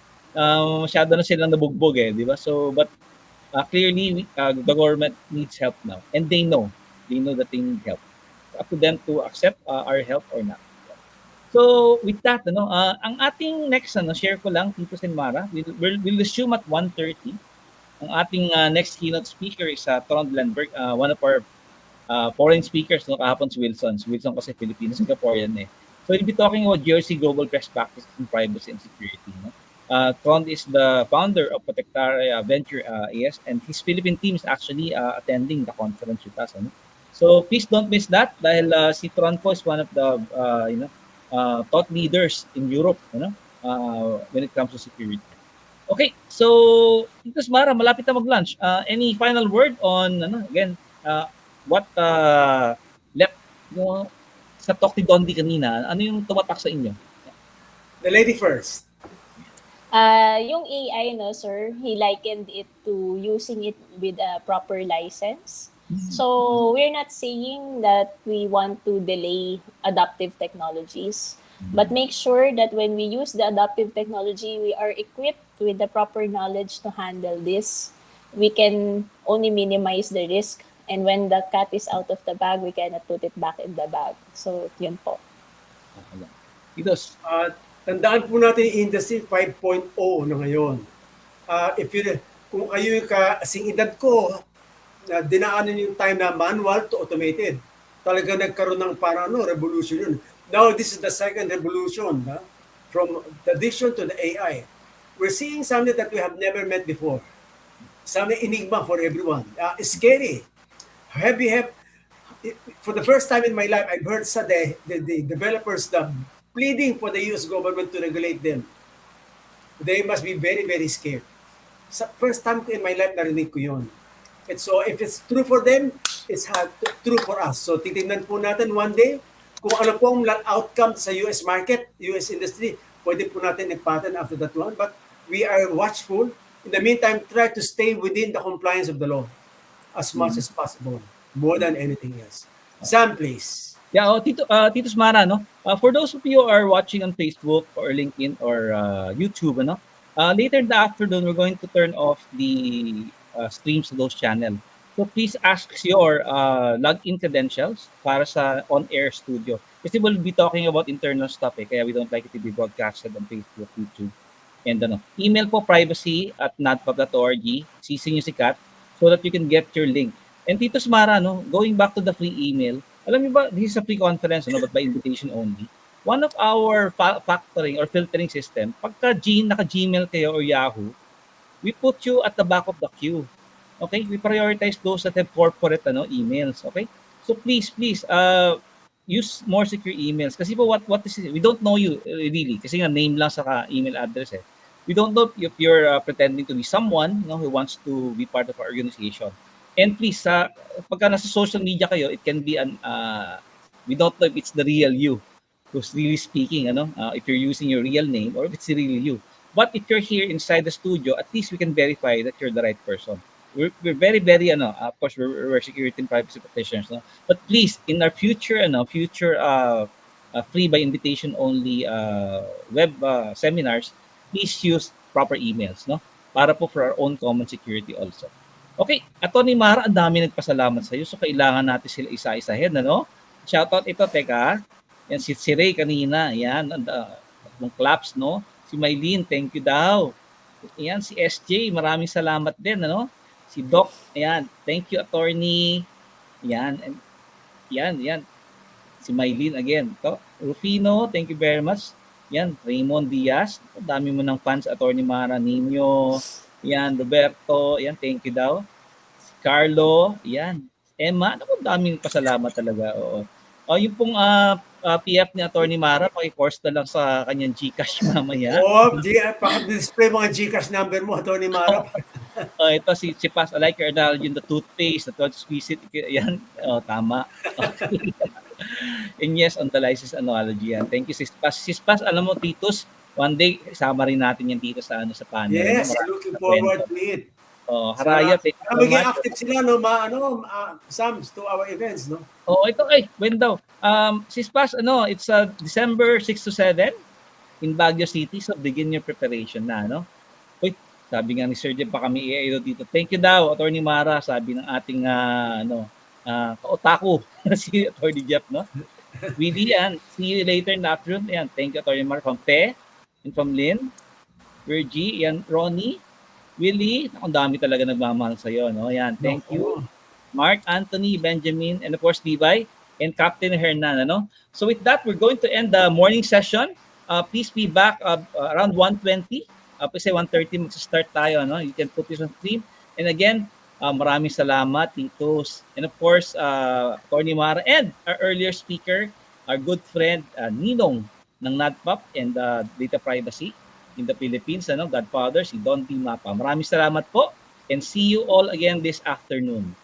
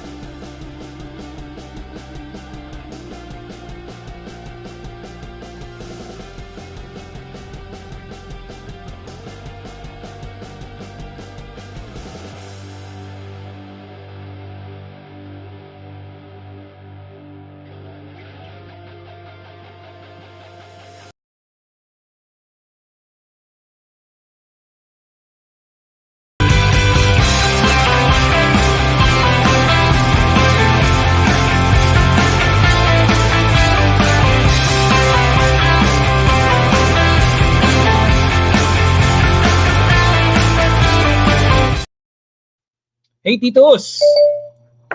Diyan na ba si Lito? We are back. Oo, tama. Hinihintay lang natin ang ating because our next speaker. Yes, si Tolis. Oo. Oo. Tolis, kumusta? Ay, magandang hapon. Buti Ayan. naka-join. Oo. Just waiting for a foreign Ay, speaker. ang ganda ng t-shirt ko, no? Oo nga, no? May kapatid ba yan? Baka noon Unique na. bulang kami dito. Were you able to catch Dondi's presentation, Tolex? Hindi. I got back to the office mga 12:30 na. Or mag-1 o'clock. Yan, okay. Oo. Ano muna tayo? Kasi nag-attendance ang ating mga attendees. So, habang hinihintay natin yung speaker natin, is having trouble yata logging in. Even kagabi sa testing, nahirapan din siya. So, ang unang nag-good afternoon sa atin ay teka, hinahanap ko. Ayun. Good afternoon. Ayan, si Romeo. Ayan. Good afternoon si Romy. Oh, coffee time. Baka nakapangalawang tasa na niya simula kanina umaga.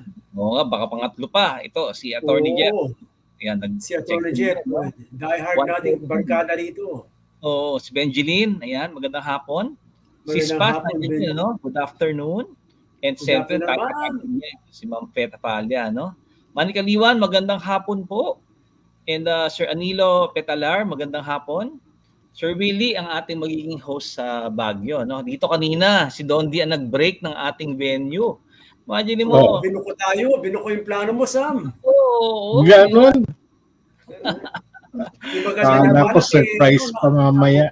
Oo, binrek ni Dondi. Alam mo dito, dalawa kayong ninong namin. Si Dondi ang ninong ng data privacy. Ikaw ang ninong ng cybersecurity. So sa Pasko, masaya tayo. Meron ba mong feedback sa inyo? Ganda natin ang ating mga di ba? Ating mga socks, mga medyas natin. Good afternoon. Ito Paskong pangalan Jose Marie Reyes, di ba? So, yan, magandang hapon. At hindi nakasilip. Di ba yan? Okay. Ito naman si Doc Rosemary. Teka lang, nagkakaroon lang ng usap po na kayong dalawa, sandali lang dahil tutulungan ko lang ating speaker. Okay? Sandali lang. Anong balita? Any update on your part, Tolis? Basically, related to sa mga cyber attacks na nangyari sa ating mga government agencies. Inaabangan nila lagi yan, tinatanong yan based dun sa hearing sa Senate no isang araw, PhilHealth continues to downplay the incident na sinasabi lang nila na workstations lang yung apektado. But upon investigation, kung tinitingnan, it's an open port that was used as an entry point. Oh, okay. Ano learning ka doon sa situation, Tolits? Ano advice na pwede natin maibigay sa kanila para maintindihan nila kung anong nangyari talaga doon? Plug that loophole. Kasi yung open port is related doon sa yan yung ginagamit for remote desktop protocol, which allows admin to work within the network remotely. Pero yun, kapag binubuksan mo, dapat yung admin work should be limited, and then right after completing the admin work, it should be closed. Then nakalimutan, napabayaan siguro. Nakabukas yun. Nakabukas. So I guess that's negligence, Oo. Based on sa alam natin sa batas, what will be the impact on the personnel or even the agency as far as legal obligation is concerned? Merong provision dun sa punishable under the Data Privacy Act yung negligence, Oh, so personnel ang tatamaan diyan, hindi yung office. Well, it goes all the way up to the chain of command. There you go, guys. Tinatanong niya kanina, Tonits, what will be the net effect on the agency for that matter? Can it be sued to court or can be brought to court? So, ano liability niya? Well, pwede namang yung investigation, depende doon sa investigation outcome ng National Privacy Commission in terms of compliance ng agency. And the agency is the one that's going to recommend to prosecute or not. So, wala namang prosecutorial power ang NPC. So, Correct. hanggang recommendation lang. Ano? Kanino mapupunta yung recommendation ng NPC, Tolits? To prosecute? If it finds, Okay. In the same manner, the recommendation to prosecute, pinasa sa DOJ. Okay. And then the Now, DOJ if wala you- sige. Ito nga yung gusto ko sana dun sa Senate hearing, nagpapaimbita ako as senior citizen. Kasi 'di ba yan yung first revelation, no? Nila na 1 million plus senior citizens ang na-expose doon sa Okay. unang report, 'di ba? So nagpapaimbita ako as senior citizen para ma-express ko yung concern ng senior citizen. Okay. Right? Sa hearing. So far, wala pa ako natanggap na imbitasyon as senior citizen. Diba? Okay. Now, sige, Tolits. yes, sige. Anong tatanong mo? Anong next step ng Kongreso at this point in time? Hindi ko alam kung magkakaroon ng third hearing, no? Kasi nga, yung doon sa hearing sa Senate the other day, actually, sa Senate pa lang yung hearing, wala pa kami imbitasyon na natatanggap sa House. No, to investigate yung issue ng PhilHealth and other agencies. When I say other agencies, kasama na dyan yung sa PSA, kasama na rin yung sa DICT. Yung sa DICT, frankly, mukhang dinadownplay din. No? Kahit baka ibigan natin sila, findings ko. Oo. Yung presidente nila, yung secretary nila, actually is that for key officer ng Philippine Computer Society before. So talagang we know these guys, no? Or we've worked with them over a period of time. So talagang gano'n. So yun, no? So far walang walang imbitasyon sa House kung magkakandak sila ng hearing on this cybersecurity incidents. Okay? I don't know if the Senate Committee, Science and Technology Committee, will schedule a third hearing.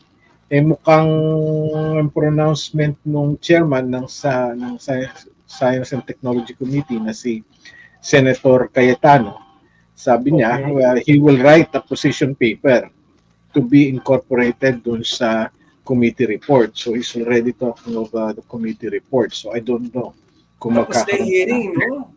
Oo. But I'm contemplating on writing the Science and Technology Committee, no? As a senior citizen whose data is affected.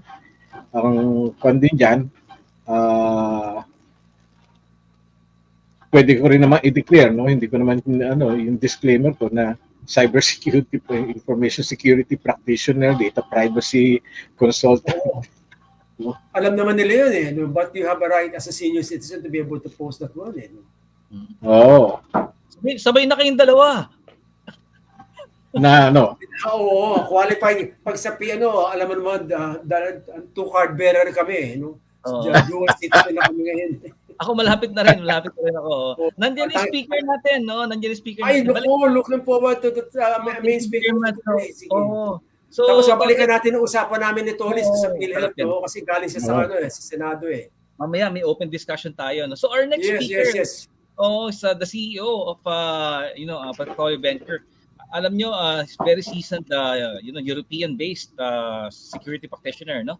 So he's CEO of Victoria AS, and also he used to be the PKI Services Manager of IBM Norway, and also CEO and co-founder of PKI Consulting. He's he has been in the Philippines several times, and he actually has a team here who has joined us since day one, So Titos and Dito, and of course our community of practice friends, let us welcome with a big round of applause, Mr. Trond Lemberg. Trond, how are you? I'm good. Thank you for introducing me. Thank you. I know, glad. Trond has a very secure browser that it's not allowing StreamYard. That's why. Congratulations. That's why. So, Yeah, so Tron, can you tell us about your venture in the Philippines, and maybe you can shout out to your team so they can check in here to see if they're listening, right? So Absolutely, yeah. Well, our journey in the Philippines has started before COVID-19. We started working with the Quezon City LGU for basically a use case of making the discounts digitally, efficiently, for the senior citizens' benefits. So it was very relevant under COVID-19 because of the books and the cards. They were tools that could transmit the coronavirus to senior citizens. And having a contactless procedure, even with or without a smartphone, could be very beneficial for the seniors, of course, but also for the merchants, because it's enormous costs for merchants servicing senior citizens with the booklets and the cards and all the reconciliation of the till at the merchant site at the end of the day and all this kind of stuff. Enormous costs. So if that could be done in seconds instead of minutes, actually, per transaction, it would be an enormous benefit for the society as well. So we started out this way, like LGU to LGU kind of approach to the market. And the bigger reason for actually looking at the ASEAN territory, which is our go-to-market strategy, is because we, as a European country, we see the dynamics of the market as a big opportunity in ASEAN territory. In the European market, it is quite high entry point to the market because of all the incumbents in the positions as, let's say, trusted service providers and that kind of roles of the society, which is actually lacking very much in the emerging markets. So we saw this as a good opportunity, also because of the enormous needs in emerging markets. The financial and digital inclusion has started, but it is a long way to go still in terms of sophistication of service levels, but also in the way of how transactions are made and how users are protected. Actually, also businesses and societies are protected. So I believe that in the Philippine society has been discovering the costs of, let's say, having a weak foundation for the digital economy with the latest hacks. And this, I think, is only the top of the iceberg, as it is for many other countries in the region. And this is what I'm going to talk about in the perspective of governance, risk management, and compliance. Basically introducing what European nations, the 27 nations, are doing with the digital identity layer of the internet, together with other advanced technology nations, that's like South Korea, Switzerland, and Canada, which is now going into the direction of more decentralized technical architecture, still centralized, governed in a strong way, but in a purpose-driven way for like security compliance. So that is very much the lack of the market. It is it's to a much extent a technology race only, and lesser purpose-driven in terms of security, compliance, and meeting the needs for the, let's say, the society for all. So let's say the greater good. It is most business interests. Of the internet. When we were chatting last night, Tronda, you mentioned to me, underneath all of these security really is that we need to ensure that the welfare of our citizens, are protected. and their livelihood. So, Ron, Nito and I are going to go to the backstage, and then just tell me if you want to move the slide. Actually, you can control the slides, I believe. So, Tito and Nito will leave Tron. The stage is yours. Everyone, please, let's give Tron the virtual clap. Okay. Roy, sure, Tron. Thank you. And I would like to say hello to my fellow colleagues in the Philippines, in Protectoria. I understand they are present in this studio as well. So just mentioning that, I understand they actually have been with you all the 3 days. So I think it's a very to the point and good event that you have been arranging, and I'm looking forward to do my presentation, and according to the time, it is still 10 minutes before I should start, or is it just go ahead? Please inform Sam. Please go ahead, Tron. So the floor is yours. So yeah. Okay.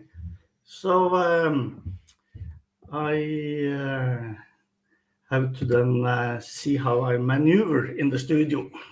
We made it like this, and you are actually maneuvering, Sam. I see. So thank you very much. Just tell me your remote control. I'll be the remote control. Yeah. So I tell you just next when I would like to see the next slide. So this is the headline of my speech today. It is presenting an innovative approach to the GRC, the governance, risk management, and compliance based on decentralization concept and technology. And the technology is basically the self-sovereign identity stack, because I'm going to talk about the digital identity layer of the internet, which currently is missing in the Web 2. So therefore, we have these red lines between the people and the services. Each of those individuals, they don't have their own digital identity. So the identity is actually delivered by each and every service provider, as everybody, I think, in the studio understands well. And therefore, we have the enormous mess of all the username and passwords from each and every service provider we visit. We have to sign up for everything with the service providers, including getting a new password and username per application. This is creating an enormous mess for the users. It is also comes with structural flaws and failures, such as weak security, privacy sometimes never existing, accountability of the service provider is basically pushed by risk transfer to other and weaker parties or paid by insurance, and the lack of transparency of what is going on with our data after leaving transaction data and personal sensitive data with the service providers. What is happening then? Basically, we don't know. So this is due to the imperfections of the market this way. It is typically like a feudal society where we have the master and the slaves, where actually the way internet was introduced by the insecure client-server technology, it is translated to be the master-slave relationship in the economy. So this going forward is enabling the masters to push all the liabilities to the users, all the risks they don't want to carry, but they basically take only a sub-optimized view on their own business, because it's basically businesses they are doing. So that is like understandable, but it becomes a real big mess for the society in terms of cyber crime taking over more and more of the control over the internet. So this is how the market basically function in a kind of economy model, capitalistic economy model, logic on the surface, where businesses are dealing with risks to users, paying for the residual risks to insurance companies, and it would go far away unless it is actually stopped by cyber criminality. It is taking over, and we have a market model where most of users online has to actually be covered by their own ability to protect themselves. It is actually not protected by the underlying infrastructure.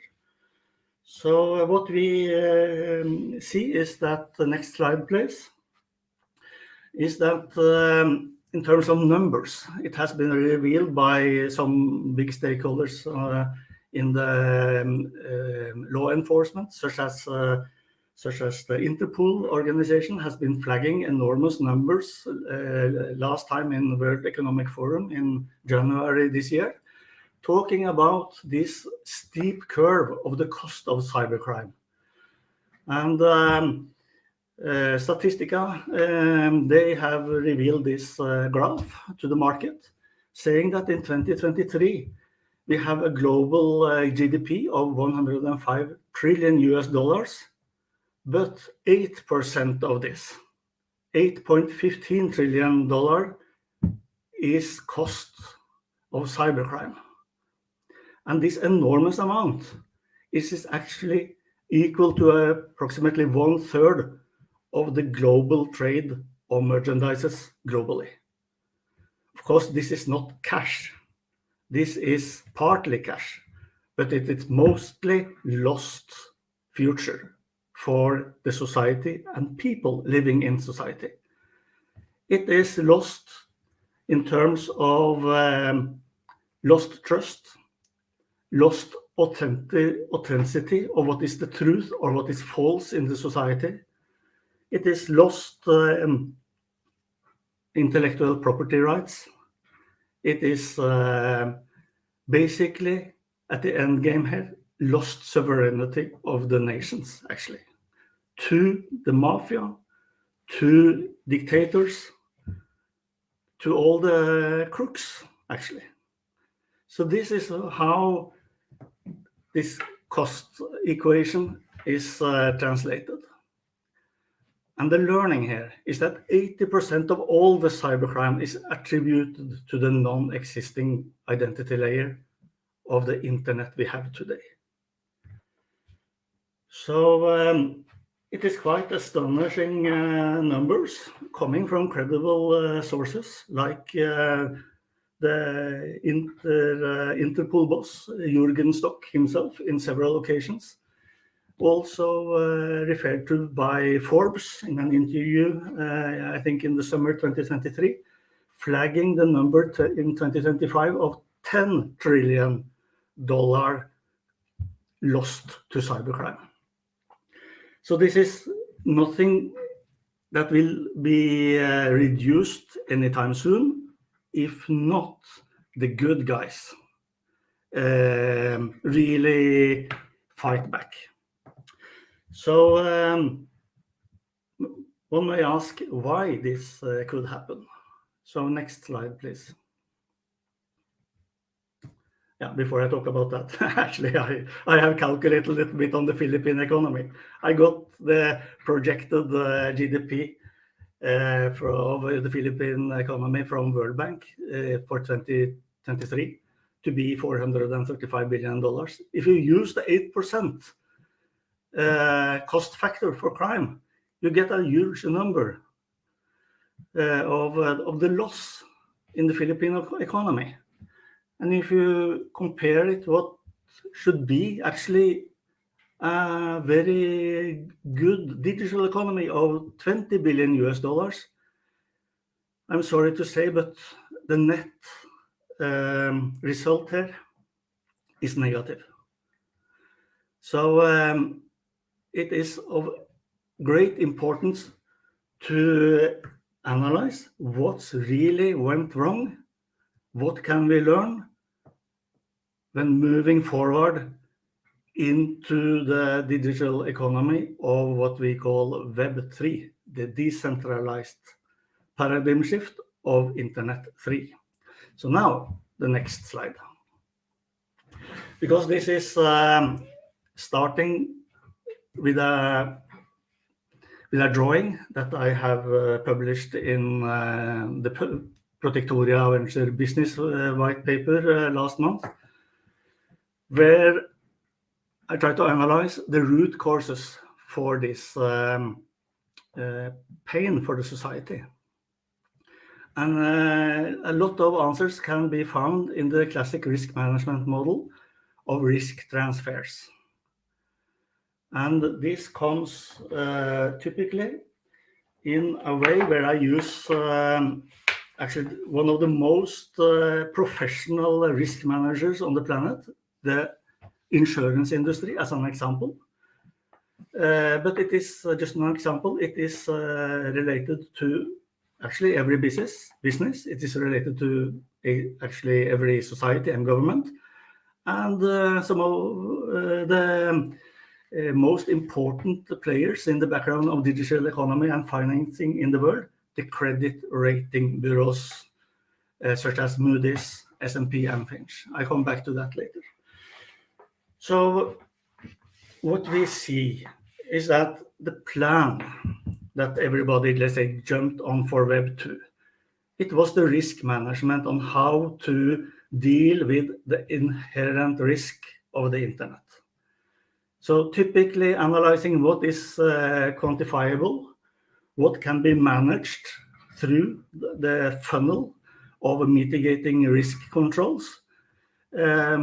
Businesses typically see how they can protect themselves through basically available technologies out there and tools, such as reactive measures and passive security implementations like firewalls and DM sets and such to, let's say, protect the centralized servers. This went well for a long time. It was measurable residual risks to be insured. And the classic risk management model of insurance industry is to look on historical data. Take a kind of reactive approach, analyzing history of claims, trying to project what is going to happen in the future based on the knowledge we have. And the knowledge is what we have is the key here, because it's typically three kind of knowledge areas. It's what you know that you know. And then the second, the things that you know that you don't know. So that is typically where we do science and research. But the third thing here, it is the things that we don't know that we don't know. And for this, the insurance industry actually missed what's really going on because of the enormous power of cybercrime going into this area of what we don't know that we don't know. And in insurance language, this was translated into unquantifiable emerging systemic risks. And this was actually delivered to the market participants of the insurance industry from basically 2020, 2021, 2022. And now I will tell more about what's really happened. During the Web 2 technology race for easy money, security quality was basically defined as a practical and economical noise of doing business. All the hacking laws, at least by the most cynical decision makers of the self-optimized own interests, defined as collateral damage to stay connected in the digital world. On the other hand, innovative entrepreneurs of high quality security were basically told that there were no need in the market for such products. The reason for this was that business decision makers, they considered the problem of crime not their problem. the problems of others. And that was possible to do through risk transfer. So consequently, entrepreneurs of high security quality was bidding against the market and having a very hard time to get the attention from investors. And because of this untransparent information in the security market, decision makers of the businesses had a very easy way of not taking the risk of their security ignorance. Instead, they could easily push the risks to others, such as the insurance industry, to carry the risks for them. So for a too long time, the insurance industry believed in this hazardous game of the business model. They made a huge strategic miscalculation based on actually only looking into historical inbound claims. But what they really missed was that the innovation of cybercrime, they took over. And this was very counterproductive, because the security community worldwide has actually flagged the risks where systemic risks inflate the digital economy itself. So due to these market imperfections, the economics of insecurity prevailed over the security quality, and the defenses was out-innovated by the criminals. So therefore, defenders suffered the lack of funding due to the lack of demand from businesses.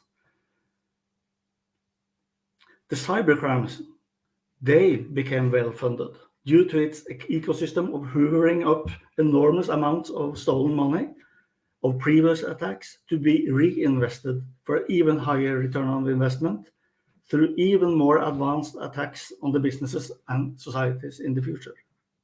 So this race to the bottom, this runs as long as there are no economic incentives of investing in the right security quality, but instead push the risk to other parties.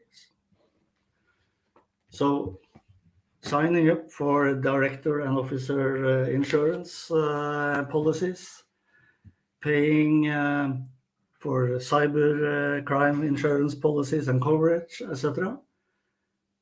Paying the insurance premiums, but this is like in transparent premiums to be embedded as cost of doing business. So nobody actually see the cost because it's transferred back to the users in the business model. And this way, the business model became, the business strategy of mitigating cybercrime become therefore a money game only. And because of this, insurance industry started to lose enormous amounts of money due to these inbound claims. So it was considered to be more and more systemic, the risk that was carried by insurance companies. But their business model is carrying only residual risks. So this sparked a chain reaction among the insurance industry globally, where they redefined the coverage. So a lot of new exemptions in the policies arrived the market, while the cost of the premiums also sparked all-time high, up to 200% increase in some territories. So businesses, they suddenly in 2022 saw a new market from the insurance industry, basically retreating in this way by increasing costs and reducing what you get. So for more money, you get less. It is understandable, this chain reaction, because one example that was discussed in Financial Times with the CEO of the Zurich insurer, where after they lost a legal battle with Merck Pharmaceuticals in the US and had to pay $1.4 billion compensation under the cybercrime coverage. Yeah, so of course, yeah. People are asking if I am supposed to move the slides, or Yeah, is it come on. Yeah, come on. Is it still the same slide, or? Yeah, same. Just Okay, thank you. Yeah. So it was an enormous reality check going on in a very advanced industry, the insurance industry, taking the pain of a non-sustainable business model. So at the same time, a lot of legislations around the world is now copycatting the GDPR of European Union, so businesses become also liable for a lot of the cybercrime, such as breaking privacy. And now we can change the slide, because there I will sum up the main takeaways of a totally broken security system of the internet. And it is evident that it is the misalignment between the business incentives and the security quality that created the race to the bottom, as I have actually quantified a little bit for the Philippine country. So it is also more and more evident that the Web2 centralized architecture is a too large concentration of risks. And it seems to be impossible to defend due to the missing layer of identity on internet. So maybe it can be defendable by implementing this layer. So in sum, because of this all-in, for most participants in the market, now uninsurable and interconnected digital transformation of the global economy, there are now existential threats to the businesses based on the factors on the next slide.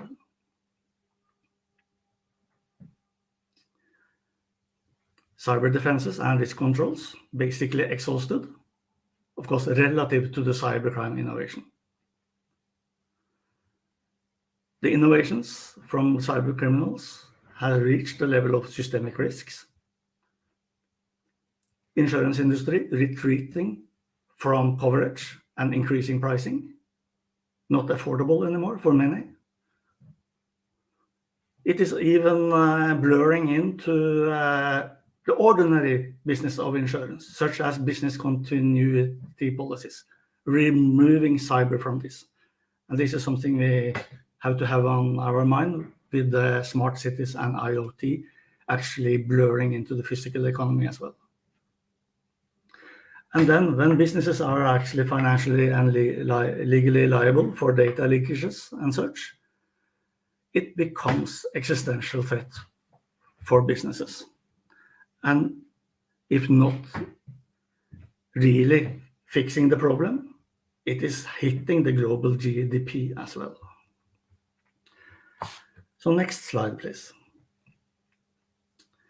So therefore, for all countries, Philippines and everybody else, it is now about to strike the right balance between running for the value creation of the digital transformation and find the right level of security quality, which is efficiently meeting the downside risks of cybercrime.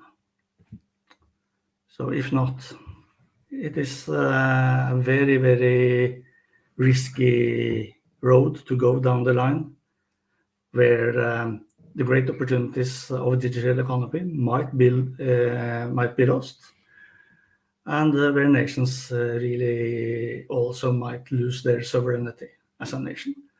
So it isn't only about the money anymore, it is about the values of the democratic world, actually. So a lot is on stake. But luckily, since this mess is man-made, it can also be fixed by people and politicians. having the right instinct, the right ethics, the right competence, the right technologies, and the right ecosystem to protect users and encourage security innovation. So therefore, we can go to the next slide.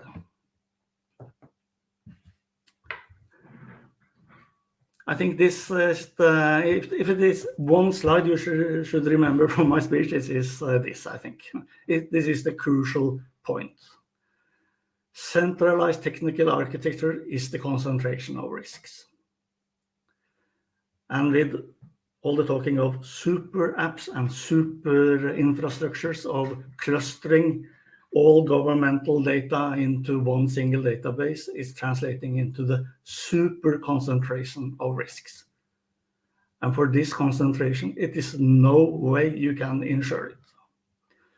So central governments, having such a philosophy, they will forever stay pacified, only reactively looking into what can be done to possibly mitigating these risks. But you are never proactive. You are never on the ball before the cyber criminals. But going into the decentralized approach, this leads to the spread of risks. And this spread of risks leads to the residual risks that can be insured and managed. And in this context, the central government, they stay proactive and in control. And the control mechanism here is defining the governance rules of the digital identity ecosystem. Based on the role of the central government, they can also take the role as a trusted service provider, being much more in the operation of the security architecture as the foundation of the digital economy. I'm coming back to that in later slides. Please go ahead, Sam. I think this picture, which I have been borrowing from CryptoStars, is a very good illustration of where we are and where we are heading towards. And this is not only in terms of technology, it is basically also on governance, risk management, and business culture. So these are the same vision of a lot of nations around in the world as well, where they see the flaws of the Web 2 and need to go to the higher quality internet tailored for doing transactions in the society. So I think we can go to the next level. And that is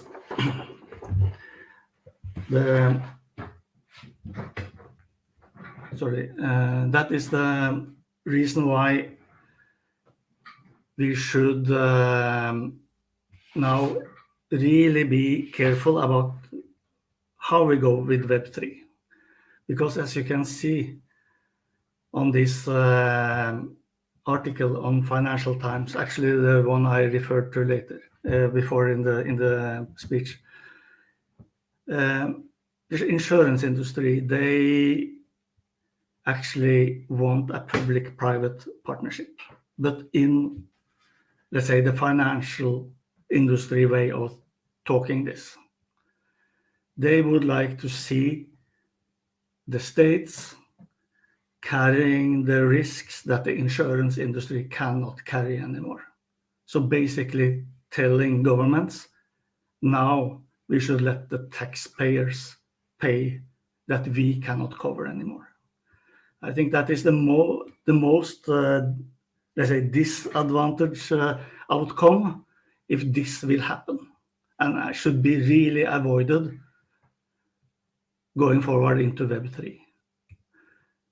But it will happen if Web3 only becomes a technology race, because then you have the same shit as in Web 2, where nobody actually takes care of security. But luckily, the technology innovation of the self-sovereign identity and the trust and governance scheme as introduced by the foundation Trust over IP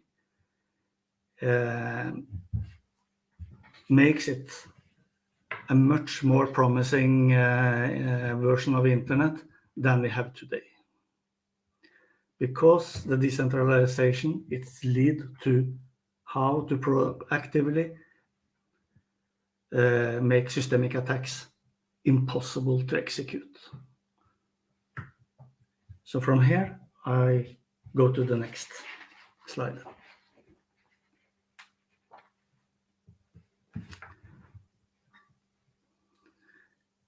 This is very promising, I will say, that the most advanced digital economies on the planet, such as the European Union, Switzerland, Canada, and South Korea, they are developing the national digital identity infrastructure based on the principles of self-sovereign identity, the SSI.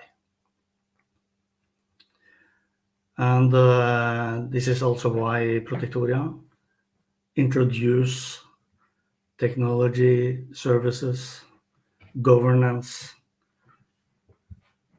layers to the market in Southeast Asia. Please go to the next. So the way we do this, it is to introduce the horizontal layer of the decentralized security services into the market.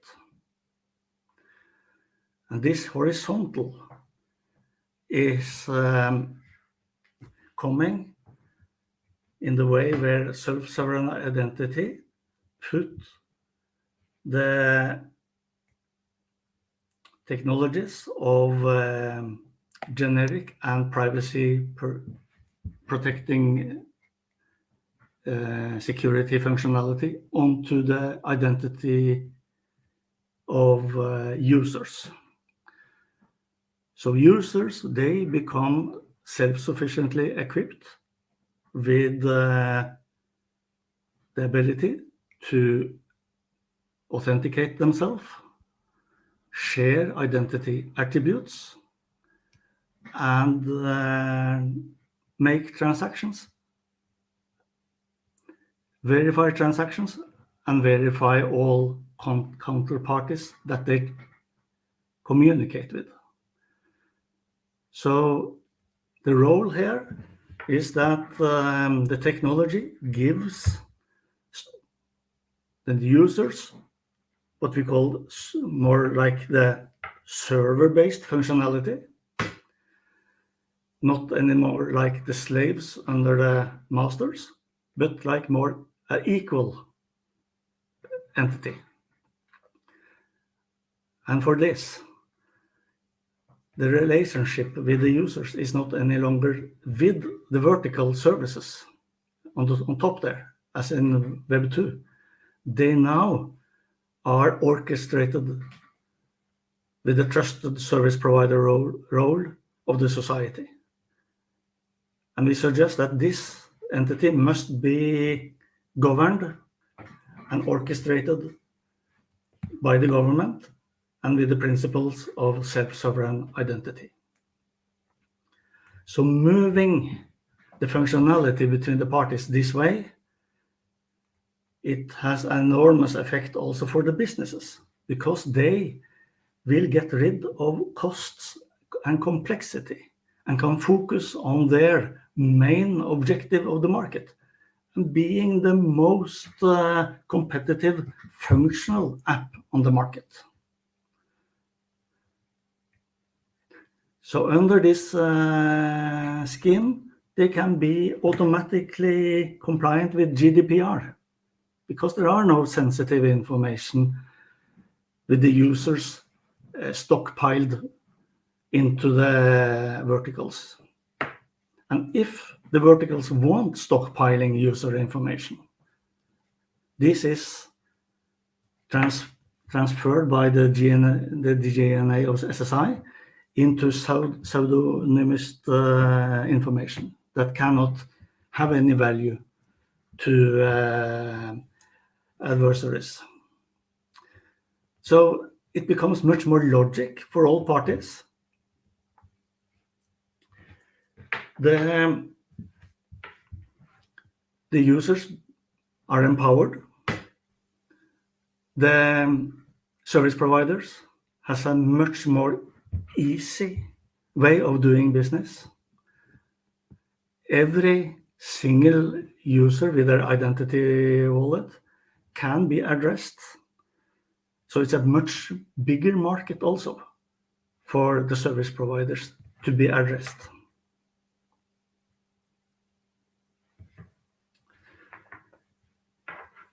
It is basically upon political will to implement a trusted service provider role into the society and to implement it in a horizontal architecture, decentralized way, as shown on this picture.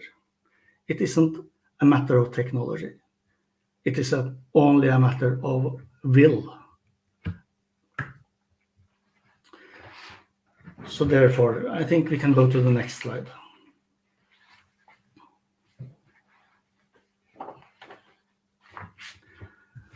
Because this is also a business.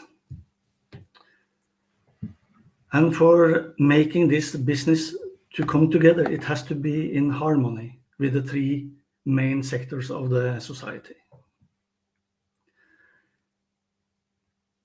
Because private sector, they have to see what's in it for them in order to really embrace the security quality introduced into the Web3 market by the trusted service provider. So they are the one that must see the greatest commercial benefits out of this. And that is what will be delivered also. Because of the reduction of systemic risks, but also for the usability and the efficiency coming with the decentralization. Businesses can, because of this, be insured as well. So insurance coverage can come back to the market if you get rid of the systemic risks.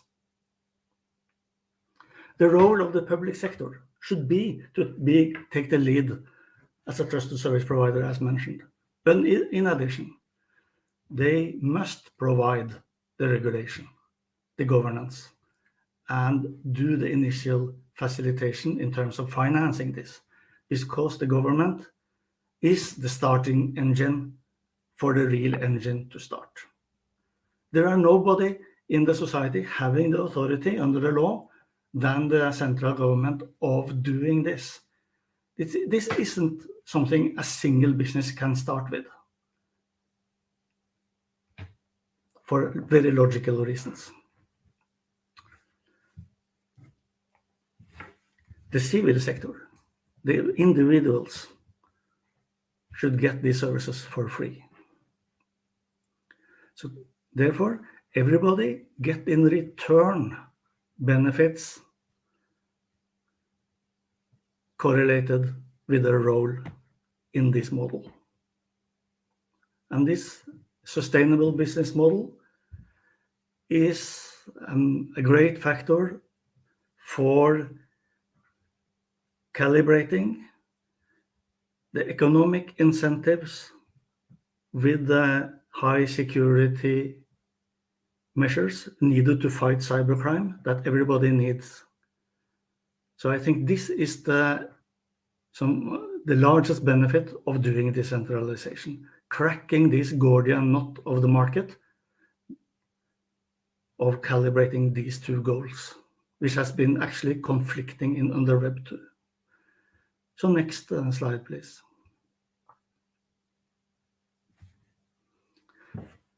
I would like to just emphasize on a concrete example of a triangular harmony use case with the private sector, public sector, and the government.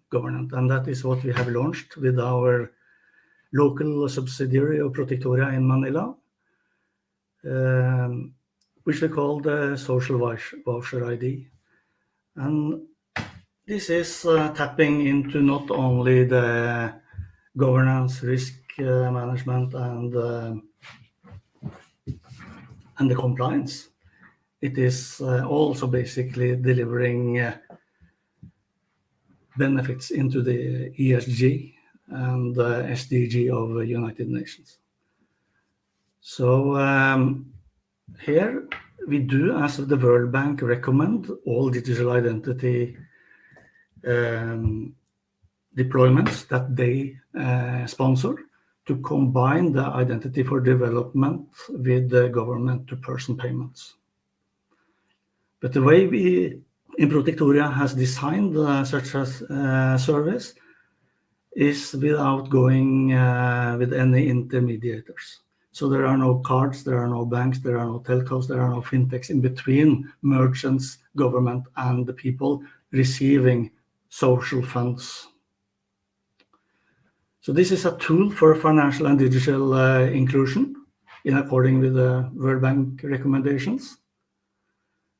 And we, as a company of Protectoria, we meet the United Nations SDG Goal 9 here for resilient infrastructure, and the ESG for digital trust, cybersecurity, and privacy, all combined with a possible rollout of an identity wallet.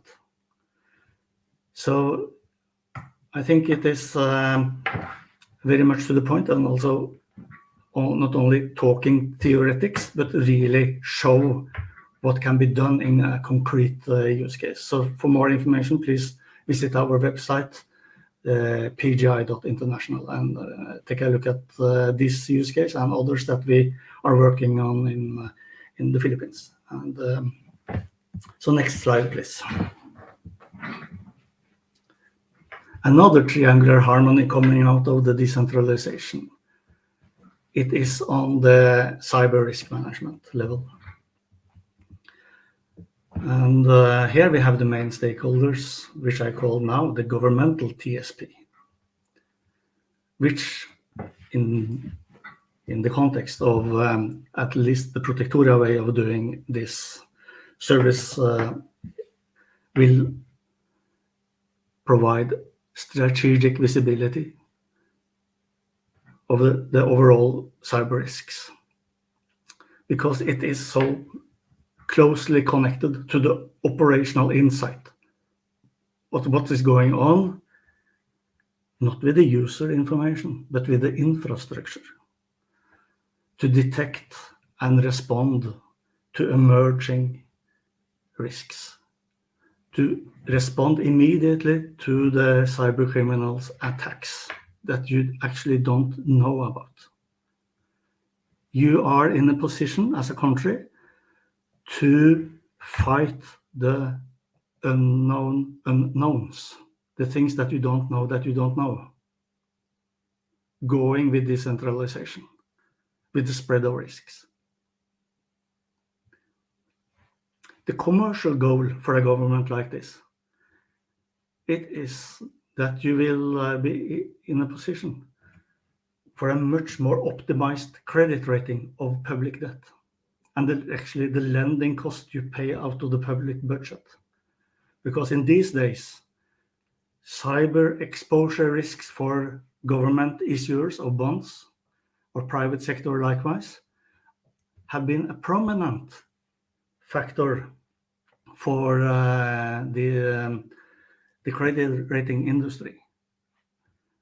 And businesses and governments that can be insured meet the conditions for better credit rating and lower lending costs. The credit rating industry, they have the role as an independent third party, working on their business goal of providing the highest possible quality of risk management of the issuers to be presented to the investors internationally. So if you can remove the systemic risks and get businesses insured, their credit rating should be in a much better situation than countries like the Philippines are in today. I can see by Moody's that you are a Baa2 country. And compared with other countries in Southeast Asia, it looks like Philippines are paying a lot more interest rates from the public budgets that you should do. But this is possible in this kind of triangular harmony as well. You enable the society for getting insured, being insured. You'll get as a nation a better credit rating, which is funneled back to the governmental budgets and to the TSP. So here again, high security quality translates into the real business incentives of the market. This was never possible under Web 2. And this is the Gordian knot that we believe we have been able to crack. Next slide, please.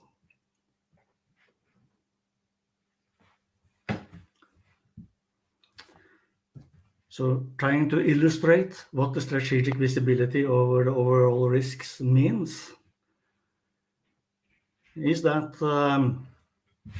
decentralization removed the gray cloud under Web 2. Maybe it's a small component trying to get into the inherent risks, but the decentralization had the capabilities of managing this due to actively mitigating risk controls. But sharing the risk management of the trusted service provider with the cyber insurance and the credit rating industry, which have their models of risk management, translates into an ecosystem where we are being able to fight the cybercrime, the root causes of the cybercrime. The identity layer is there. The investments that cyber criminals need to do to get something out of the infrastructure, it's much, much higher. I would say practically impossible to execute because of the spread of risks among all participants in the market. And in the residual risks, there might occur attacks. But when attacks occurs, there are no return for the crooks. And that is because of self-sovereign identity concept of confidentiality and pseudonymization of data. So if they get into data, they have no value to them. It is nothing to be sold or shared on the dark web. There are no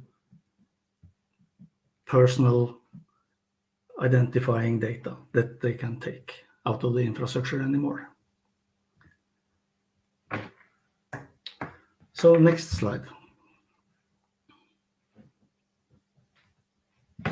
The role model here is that you need the liable TSP from the government for the whole society. This is basically running as a model of insurance, managing claims, doing dispute management and reconciliation and such.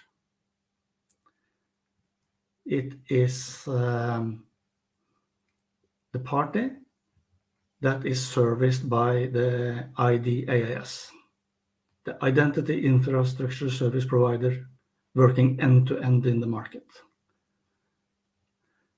So this shows also how you deal with the layers of human and administrative trust operations versus technical trust operations. Because you don't allow any software as a service anymore to go unchecked into the market. It has to be governed through purpose-driven services as the IDIS and the TSP. And the main benefit here is, again, alignment of economic incentives with security goals through the risk management procedures and standards already there in the market by the most professional risk managers on the planet, the insurance industry and the credit rating industry.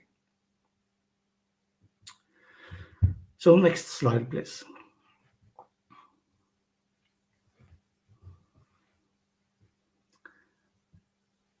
This is a very helpful institution, the Trust over IP Foundation.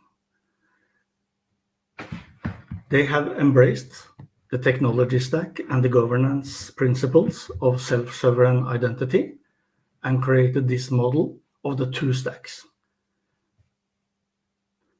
to ensure that all market participants follow a stream where nothing is actually unchecked before launched into the market. You have similar, let's say, technology stacks in Web 2 as well. But using this as an example that you must really be careful about is that if you think of layer 1, 2, and 3 on the technology stack, this is where protocols, data flow, procedures technically are executed. And it can in a figuratively way be seen as chains and the transactions going around. If not governed, this is a chain where can only be as strong as the weakest link. And going unchecked, Web 2 told us that there's so many weak links there. Products and technologies are pushed into the market without check and balances. This will never happen going into the trust over IP model, as you see here, because it's governed on every level, including security evaluations by independent parties.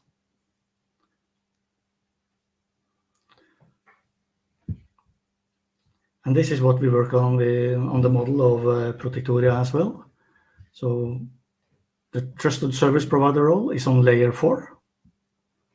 And the IDIS is on the level 1, 2, and 3. The next slide, please.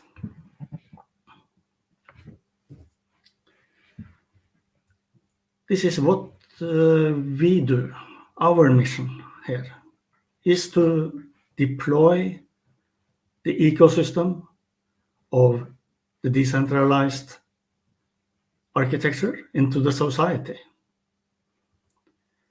where you find the issuing parties, the identity holding parties, and the relying parties in the ecosystem that we suggest to the market in ASEAN territories. And where the identity wallet, as you see there, is the key to do this. I am running out of time, so please, next slide, Sam, just to round up here in a few seconds. You remember my initial slide talking about a huge loss due to cybercrime?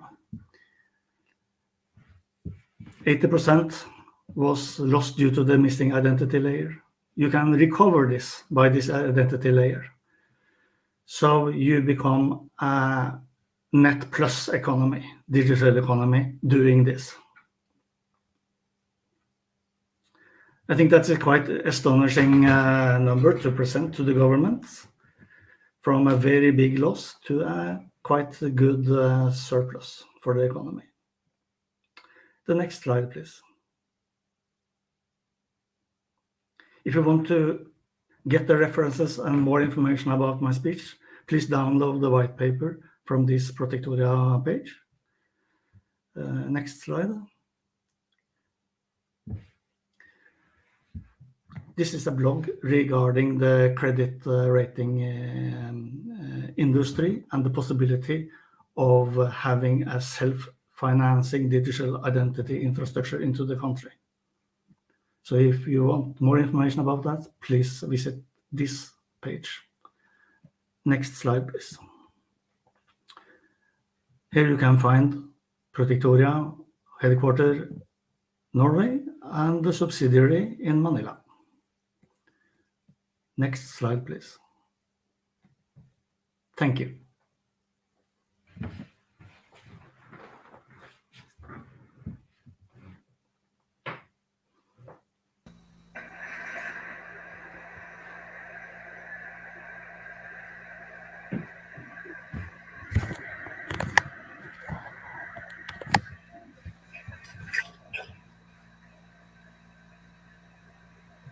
Sam, nakamute ka. Oh no, always happens. Sorry, Titos. Ron, thank you very much for that talk. So I was actually, as I said last night, right? Our country needs this, but the way forward, it's going to be tough, right? But I love the pilot that you did with Quezon City government. So dito, dito sa Quezon City, so maybe dito should experience the pilot in Quezon City. Right? Yeah. Nakikita lang namin kasi the only thing that we actually see is the output eh. So we don't see basically the process from within. So there's no take a second look to be able to find out where the issues are actually being improved. So this is a kind of very interesting subject matter, Mr. Tron, because it requires to be able to think deeper and then look at the policies of the government involved, look at the policies of the IT institutions, and see where the flaw is to be able to make sure that what I saw Sam basically is trying to solve the problem in a different manner that people have never attempted before. And oftentimes that basically it requires he invented the wheel. The wheel looks exactly round before. Now it's a different manner. It moves in a different way, so that you're able to get faster to the place where you want to go. Again, this requires a second look, and take a look at this one in a deeper sense, Sam. Thank you, Mr. Tron. Oh, thank you for your good words, Titos. Thank you. Okay, Tron, what really struck me is that, I've seen it a few years ago, right? But the digital identity, especially the sovereign digital identity, that really is bringing back the power, to your digital identity, to the person, right? To the person who owns it. As you said, currently the system is fractured. It's not systematic. That's why a lot of people are pushing towards Web 3.0, right? So, but Ron, in your experience, you mentioned several countries already that are pushing this forward. You mentioned European Union, you mentioned Switzerland, and then you also mentioned Korea, right? South Korea. So, can you tell us what were the legal environments in those countries that facilitated it? At the same time, how did government, private entities, and of course civil society work together to move forward, and decide to push through with the digital identity model? So. Yeah. The territory I know the best is the European Union. It is a project driven top-down by the European Commission and the Parliament in the European Union. And it is based on what's called the regulation of eIDAS 2. which is coming into force. And actually, they started out this in 2014 with IDAS 1, introducing trusted service provider role and member states taking this top down in each and every society. But it shows that it wasn't that efficient. It was like a rigid for business, but meeting a lot of the requirements for security. Now the IDAS 2, it's much more to the business, the understanding of how to deal with the threats, but also secure the opportunities of the digital economy. So I think it's much more mature now, and also the underlying technologies are much more mature now, especially because of the blockchain, the self-sovereign identity, the digital, the DLTs and such. So you have now a foundation where users get server functionality, which was not able to be launched under Web 2. Now it is there. So how the digital economy will be crafted also with security-empowered people, change a lot of the rules of the market. And this is the benefits that these nations are taking really into account now. So it is, to my knowledge, all these countries have a huge collaboration with private sector and the government. It is developing ecosystem where the commercial benefits for businesses are aligned with security goals. And the current state is that all these nations, they are now in piloting phase, where 2025 seems to be the year where everything will be launched into production. And I see that a lot of the pilots, let's say, common here among these territories is like driver licenses. It is for education sector. It is for financing payments. The pilots is running, but always in like a PPP setting. So, Trond, when you say pilot, are they rolling it out nationwide, or do they have selected cities first when they roll it out? Yeah, these pilots are in clusters of consortiums in Europe.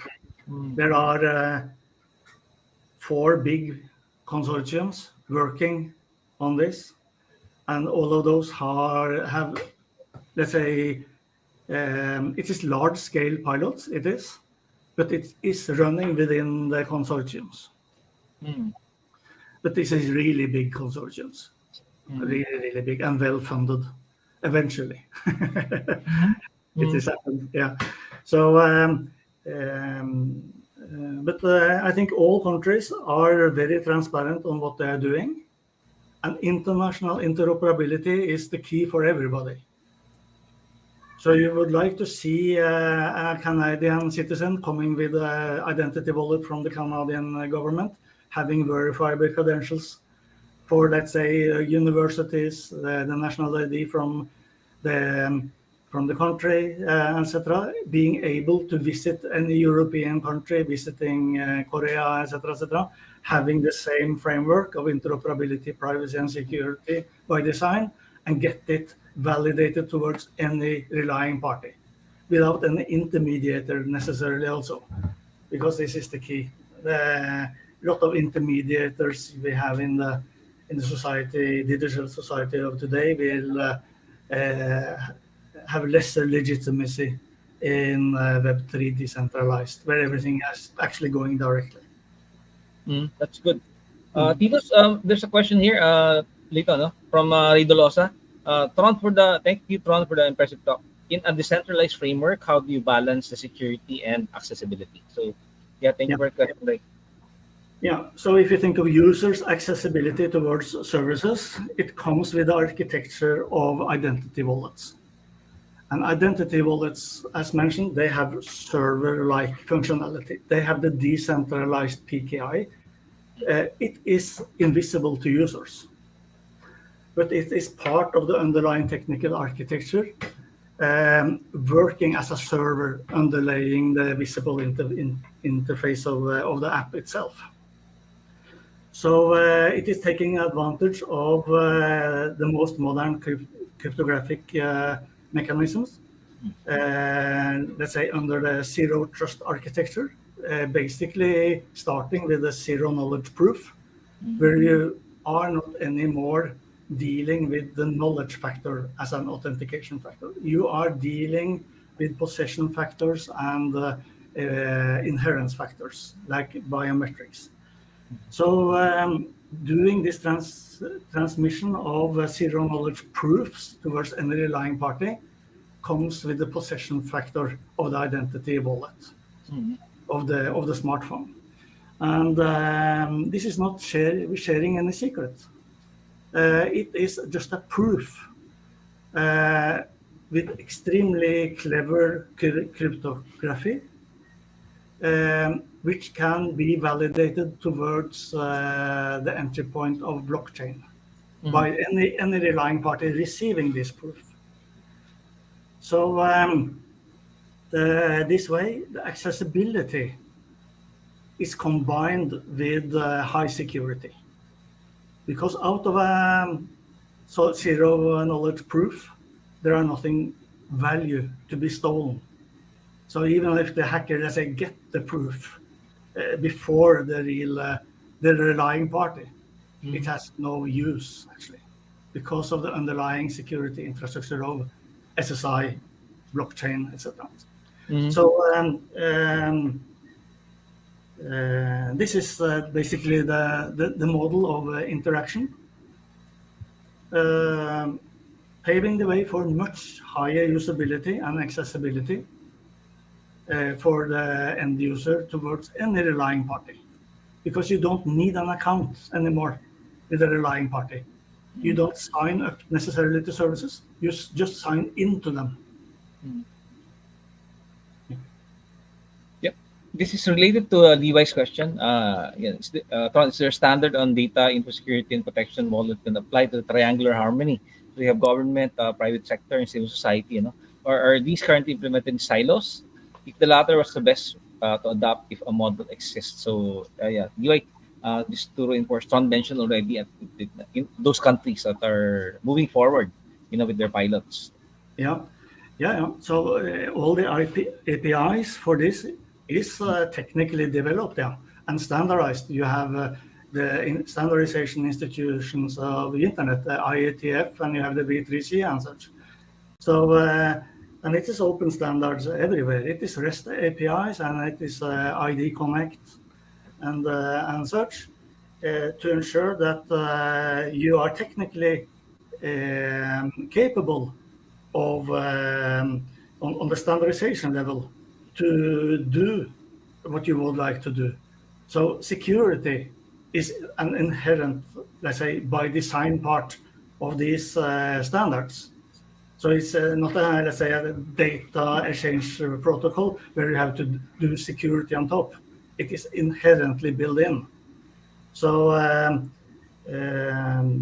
so when we come to the triangular harmony between, let's say, what we introduced, let's say, for the Quezon City government in the Philippines, you have the OSCA office for senior citizens. They will still have the role of issuing the card, but this is like the verifiable credential. This verifiable credential is injected into the identity wallet of senior citizens. So when senior citizens remotely goes to a merchant or physically to a store, they exchange identity proof, and merchants are capable of identifying them identifying on a minimal level of information, just like are you a legitimate senior citizen, typically also for this kind of transactions, getting the discounts or other benefits like free tickets to cinemas or pharmacy goods and such. So then the government is the party that is, let's say, in charge here, starting this. It is not the merchant side starting this, but the merchant side is taking the benefits. They are the ones that will reduce the transaction cost for each booklet transaction in enormous amounts. Mm-hmm. So it is a cloud-based service where the OSCA is the issuer, and every senior citizen then is the holder, and the merchants are the relying parties. And the booklets, which is in paper, 3 type of paper booklets today, is digital booklets. So you need to identify and authenticate from merchant side through an API in order to be able to write the transactions into the digital booklets. And reconciliation of discounts with the till is the responsibility of the merchant. It is not part of the identity solution. That is the business of the merchant. So we are not touching that. We are not touching payments. So this is working with any payment instrument, also physical cash. We don't touch it at all. And actually, it can be delivered also as a stable QR code, not for the persons not having smartphones. So with the pilot we did in Quezon City, with the cinemas, we basically used the QR code on the glued on the back on the ordinary, old-fashioned analog senior citizen card. Authenticating the seniors, and then having the local app with the cinema to manage the tickets, so to say, and ensure that you don't get too many free tickets in the same week and such. that kind of stuff. So this was like a small-scale pilot just to convince the government how this easily works for a specific use case. But the real message here, it isn't actually, okay, it is a very useful use case. Everybody can understand. But the main message here is that it is a reusable infrastructure for all other use cases. So the city isn't, let's say, only represented here by the OSCA office. It can be for any other governmental service that can issue their verifiable credentials into the same identity wallet of the citizen. So for this, it becomes very logic in terms of return on investment, because you are reusing the same infrastructure again and again and again. Yeah. Lito, Titos, any comment on that, on the whole presentation of Tron? And we're interested to see what's the update right now on the Quezon City pilot, Tron, because as I said, Titos is from QC, so we still operate using the booklet. Maybe it has not reached the stage yet to be go digital. But ultimately, it may be. So this will be very interesting. If I'm going to interpret it based on a layman's language, I actually understood this. You change the landscape where the hackers operate. You disrupt their operation system so that they cannot operate the way they do. The problem with basically what exists right now is basically you wait for the enemy to come and then you block it. But in this case, you disrupt the field, the stage where they play, so that they cannot operate the way they actually do. In which case, it makes the approach a little bit more safe and easy to operate. When you convert it to something a little bit more technical, it may be difficult to consume or understand in one sitting. But that's how I see it. if it's really that's how I see the way you have to present it today, it is an innovative approach. You just change the landscape of operation. The theater of conflict ultimately change so that the criminal cannot operate the way they usually do. They have to reinvent themselves to be able to get across that kind of defense. You took the upper hand before they actually move. Yeah. That's the way I understand it, Sue. Yeah. I hope I got you right. Yeah. I think I understand you correctly as well, and I agree. We get back the upper hand. So I think like in a city like the big one in Quezon, they will benefit a lot not only behalf of themselves, but also for the merchants in the city and the citizens themselves. And we hope that this kind of first of a kind into the market. We are in the process of negotiating a PPP, by the way, so you understand where we are. Can be a model for the central government, a PSA and PhilSys model on how to derive the population register of into this kind of Web3 based identity model. Yep. Lito, is your connection okay already? At Alex? Naghahang si Lito yan. Okay na? Meron natang sound sa background niya kaya hindi siya. Yeah, sorry for that. Well, I was just listening in. This.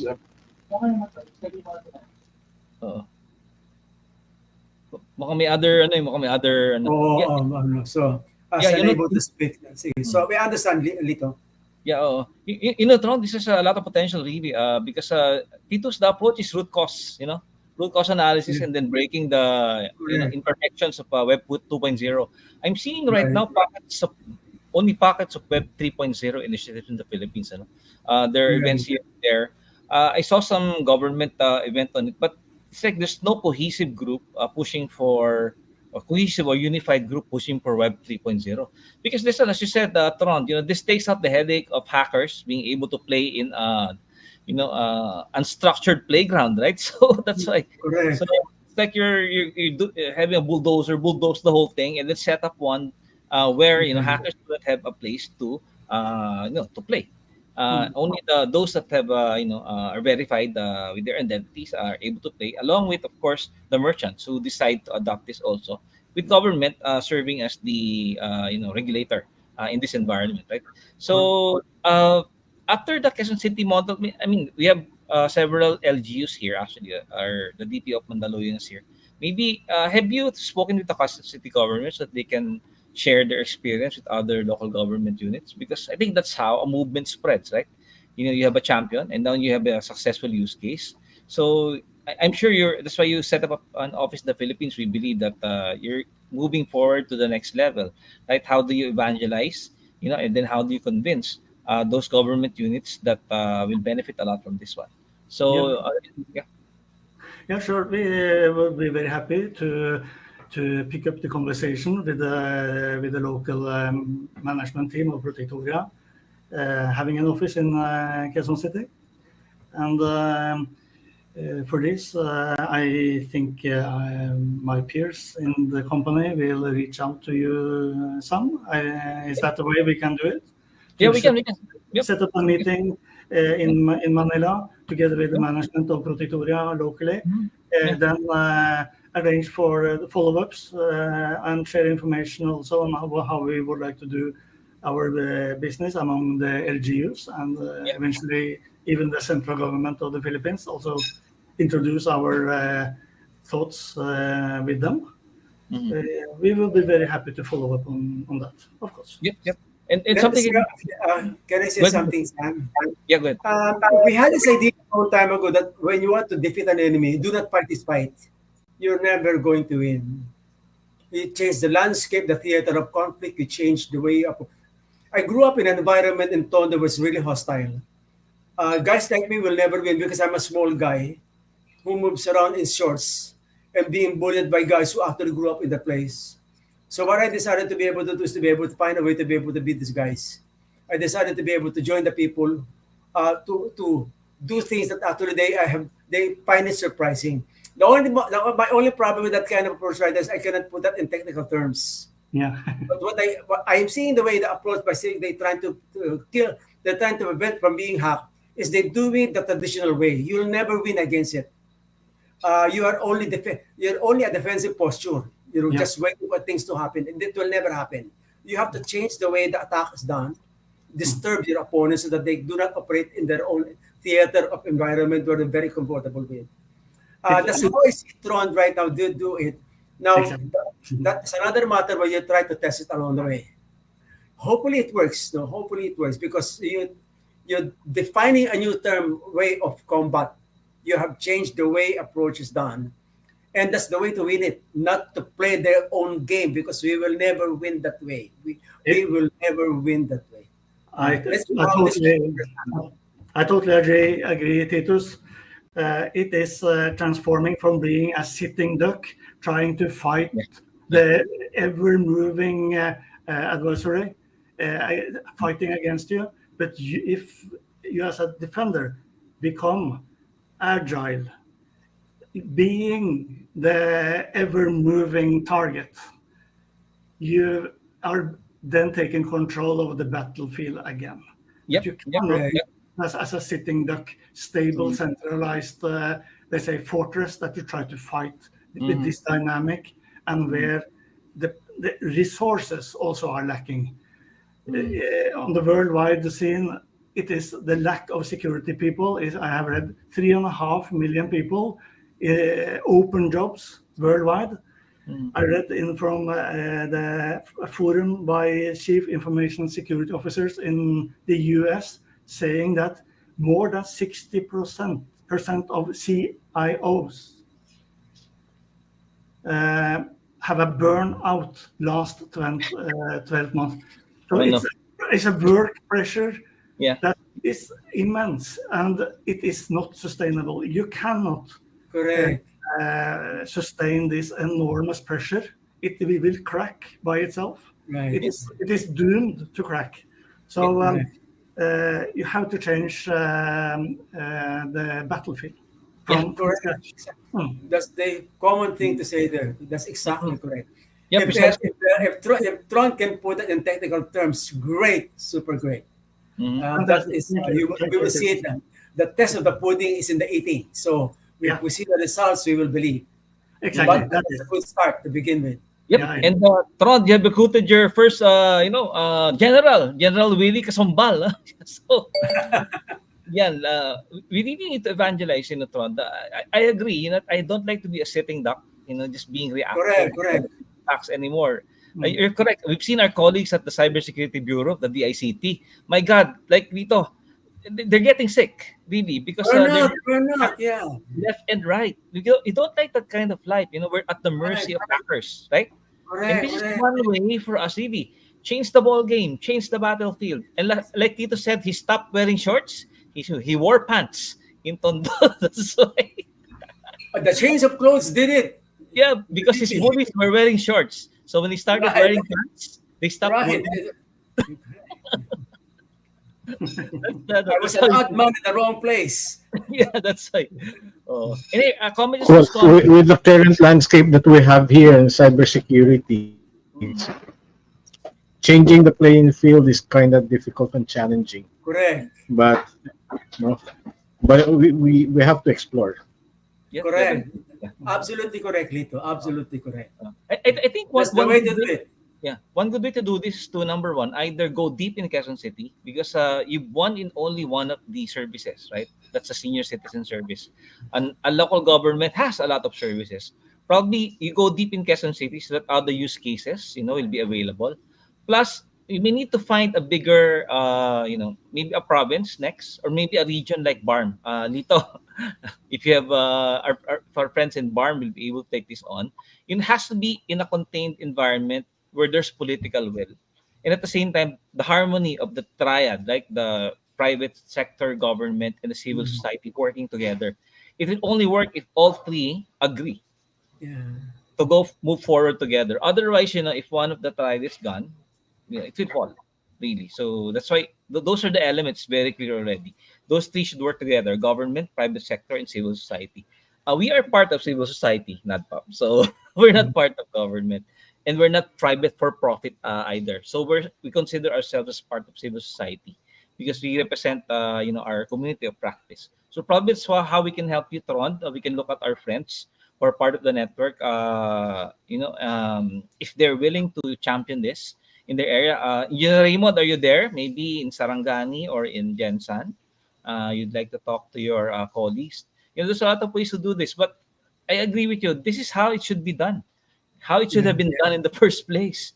Because biggest problem dito sa amin, the biggest problem is the vendors who actually created based on the current situation spend billions of dollars to be able to create a program. And with this mindset thought, we change the landscape of the theater of conflict. Yeah. We do not expect that they will bow down and agree. Correct. Because they have millions of dollars, the billions of dollars spent on this aspect. Yeah. But so we're up against two things: the enemy and the friend. Yes. You don't know which one is which. Correct. Yeah. But Titos, we have to watch those 5 regions that are piloting this, right? You have Europe, you have Switzerland, and you have Canada, and then you have South Korea. South Korea, if they do this, I think they'll be the first in the region, right? And I think let's look at how their economies will grow. Like because Toronto said this has a positive economic impact if we adopt this model. So looking forward to see how those countries are going to perform, right? So yeah. Looks like Sam may probably have created more enemies than friends today. Well, if we follow this thought, but there's no other place to go. Again, yeah. There's no other place to go. And you will know who are the people that really looks after the welfare of its citizens, right? We will know. This is a litmus test actually. Are they going to do it, short-term basis, with using band-aid, or are they going to really incise the cancer, from the patient? So and then start anew. So by the way, Tron, let's just take on some of the questions here because please. From Levi again, it's the foundation of access. The grant of it is identity. If properly established, would focus on strengthening authentication and certificates be enough as safety measures in the long haul? So this is from Levi. Yeah, thank you. So the authentication and let's say certificates in the Web3 we call verifiable credentials typically, and the authentication procedures is not what we have in the market basically today, which is passwords, OTPs, either in software and hardware or SMS exchanges. That is gone. So with the new ones, with the zero knowledge proof and zero trust architecture, I think it is in the strengthening on the long haul. But there are things we have to really consider for the future, and that is the development of artificial intelligence and quantum computing. So this is new territory going forward.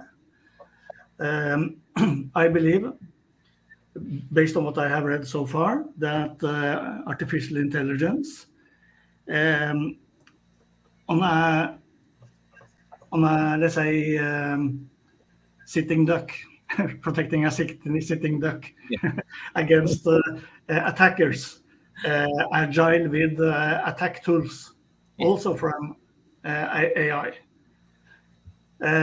It isn't a zero-sum game. It is a net loss, even bigger.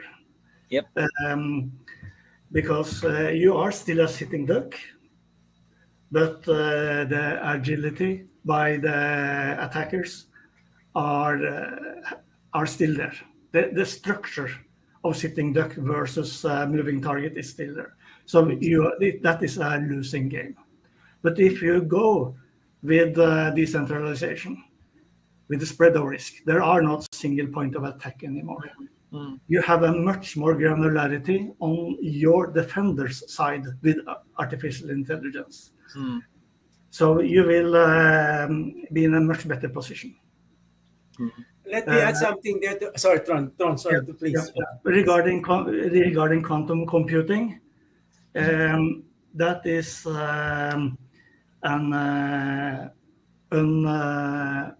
unresolved territory, I will say. There are a lot of attention in the security community worldwide because how cryptographic protocols are made today, they can be cracked by quantum computing in short time. So we are then on a very losing side, no matter technology, no matter decentralized or centralized, but it is a lot of science going on making cryptographic protocols meeting this. So you have the new crypto protocols also derived from quantum computing science. So it will probably then be a zero-sum game. But who knows? We don't know if it shows to be a winning game on the defender side or whatever going to happen with quantum computing. It is too early to say. But for now, without taking this into consideration, I think that the self-sovereign identity with the most modern cryptographic tools and services as inherently in the DNA of the architecture, it is designed for the long haul. Yep. Let One me more. add- Go ahead, one question. For as long as the solution is dependent on the mind on a person performing it, you're on the losing end. Because the human side is always vulnerable. So therefore, you have to create something that actually will not, where the performance of a person is the least important thing. Yeah. You have to create a system that actually where it will perform even without your presence or doing it. Yeah. If it relies on the persons following certain guidelines and rules, you know how vulnerable people are. Yeah, exactly. After they get tired very easily, they get bored. And that's the reason why when people talk about these things, the security, I'm very skeptical about those things because for as long as people are executed, you have a problem. Yeah, And people are always the issues there. That's correct, and that is also why this knowledge factor of authentication has to go. It has not to. It cannot be relying upon a person being a strong security measure anymore. Correct. Yep. This is one But question. then again, Titus, let me react to that. It will take some time, for systems and machines to learn, and refine things. In the meantime, you can't just do away with people. Agree. That's correct, Lito. That's correct. Yeah. There's a change got to occur. It cannot be done overnight. Lito is actually correct. There's got to be a transition if we want this to take effect. We have to also manage expectations. This will not happen overnight. Definitely. Yeah, Lito, you're correct. This is a journey. It is not a software package. It's a journey for the whole society. And mentioning this, interoperability is inherently in the service stack, but how it's managed by a country is very crucial on the success factor. We know because of the legal territory of the Philippines, a lot of the responsibility is pushed down to the local government units. Yes. But that is also opening up for fragmented approaches. So if we don't have guidelines from the top saying that you should go in a certain direction, the 1,500 LGUs or so in the Philippines are able to go in all directions similar at the same time, north, south, east, west, in a fragmented way. So this is also a big risk of not having central government guidelines and governance, but leaving too much to local government units. So just to mentioning this, it should be a stake of such an approach of Web3 with central government. Because if you don't have that, it is too much taking up a copy from Web 2 into Web 3. And that will harm the prosperity for the digital economy going forward.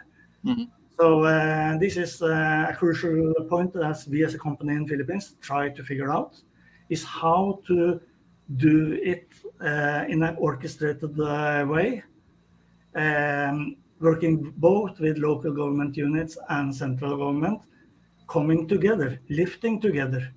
So just mentioning that, just an example. Let's say Quezon City launched the service in the digital way of Web3. And when a senior citizen from Quezon City then goes to Cebu, which has a totally different architecture, you are in a egg and hen situation. So this interoperability should be seamless, of course, towards all LGUs. But if it is up to each and everyone to decide where to go, it's a big risk. So I wonder how we in Protectoria in the Philippines could collaborate with the NADPOP in order to influence on the policy making on how to be a much more cyber resilient nation. And I think only a top-down central government policy can do that. Yep. So that is the learning from other countries that we are working with in Southeast Asia, basically. Still top-down, right? But Trot, I see some, links to the smart city initiatives, because this is actually a very good platform for smart cities to stand on, right? Because if you build this on top, if you build a smart city based on 2.0, Web 2.0, it's going to crash, right? Yeah. So if you build a smart city, you should start from scratch, in parallel, build a Web 3.0 infrastructure, and then build your services on top of that. Do not build it on top of Web 2.0.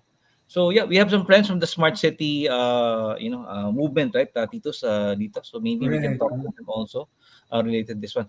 Guys, it's a very interesting topic. I'd like to post this comment. Yan. Arwin Hermosa, it was an imposing talk for everyone.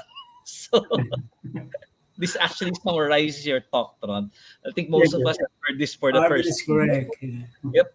But I see hope. This is what Tron's presentation showed me. I've also been spending sleepless nights of the data that I have. My parents' data and my children and grandchildren's data in the hands of hackers, right? So because you just only need the banking information of Filipinos right now, and then you can just brute force a quantum computer to break all of our passwords, and that's it, because of the amount of data that they have collected from Filipinos. But this gives me a glimmer of hope, really, Titos, right? Tron. Yeah. Something like this exists, where you can change the game, change the battlefield, and sometimes be on the offensive, right? Because we've always been on the defensive. Like sitting ducks, right? So, but we have something like this, just sitting in Quezon City, Titos, where you live. It reminds me of one statement. It's foolish for a man to do the same thing over and over again and expecting different results. Yes. You just spend tons of money throwing it away, and then you realize you're back to square one. That's where we are every time. Right? Correct. That is, yes, correctly understood. I agree. Yep. Okay, so we have to close this. Tron will want to have you, but let your local team contact us. Like I have their credits already, right? But again, thank you for reconnecting, Tron. We haven't seen each other since before the pandemic. Yeah. I'm glad that you continue to invest in the Philippines, and providing jobs for our countrymen, and at the same time giving to us the technology that only exists in Europe, right? And the best practice, to bring here to the Philippines. So, Lito, any final word? Yeah. Well, it would be interesting. I can bring it to the digital cities. No, we can introduce them. That would be good, because all of this really starts from establishing concrete and very strong and robust identity management. Right. It's reality. Sam, because you mentioned about the data. Our data is already out there. Considering the breaches that we experienced in 2016, and then recently with the PhilHealth and the Philippine Statistics Authority data breach. So everything is out there already. So we need just to establish a robust identity management system, right? So what I can do to further explore this is bring it to some friends, who are working on smart cities and digital cities. Yeah, very good. Thank you for your good words mentioning IoT in the concept of SSI. And IoT is an user. An individual person is a user, and a legal entity is a user. Just mentioning that, during my speech, it was typically like an individual with the identity wallet, but all entities are like users in this concept. So an IoT should be on a smart city is its own like an own entity with their own identity data that shall be protected and which can communicate like a kind of organization. It is therefore very much to the point to scale up the security of IoT because of all the vulnerabilities that is now launched into the market, and it's also breaking into the mortar and bricks nature of the economy because of this. So it's of very great importance to emphasize on IoT going forward. Absolutely. Yep, thank you, Trond. So again, thank you for your time, and thank you for sharing with us this remarkable solution, And everyone, again, let's give a virtual clap again to Trond. So again, Levi says thank you. Thank you, thank you. Insights, Ray Dolosa, thank you very much. And Trond, we hope to see you again. And by the way, if you can come to the Philippines, the best time to go is December 6 to 7 because that's our year ender. So we'll be in Baguio. I hope your team will join us there. Probably you can sponsor one of the booths, So, but please do join us. We know the Philippines is your second home, and there's a lot that we can do. I love root solution. So here, Raymond Diaz, he's from Sarangani, and Jensen. Arlene Actemia, welcome. Again, we're going to resume at 4 o'clock, 4 p.m. So, but our next speaker is actually Abet de la Cruz, But Abet has sore eyes, so he had sore eyes. He got it from Singapore, so it's important. So Abet, we wish you well. That you'll be healed over the weekend. But we'll have again another interactive team teaching on privacy models. Start at 4 o'clock up to 5. And please move from the social media broadcast into our on-air StreamYard. Get your access code from Kat. Send mail to privacy at nadpop.org so you can get your your code. But you have to be a registered volunteer or member. Okay. So we apologize. We'll cut it after our last keynote because we're going to go into internal presentation mode. We're going to discuss the year ender and how you can participate in it. Okay. So once again, Trond, thank you very much. It's like 8 a.m. or 9 a.m. in Europe right now. Tito, we can take a 30-minute break. And again, everyone, please have your coffee. We'll be back and we'll see you at around 4 p.m. Take care, everyone. Bye.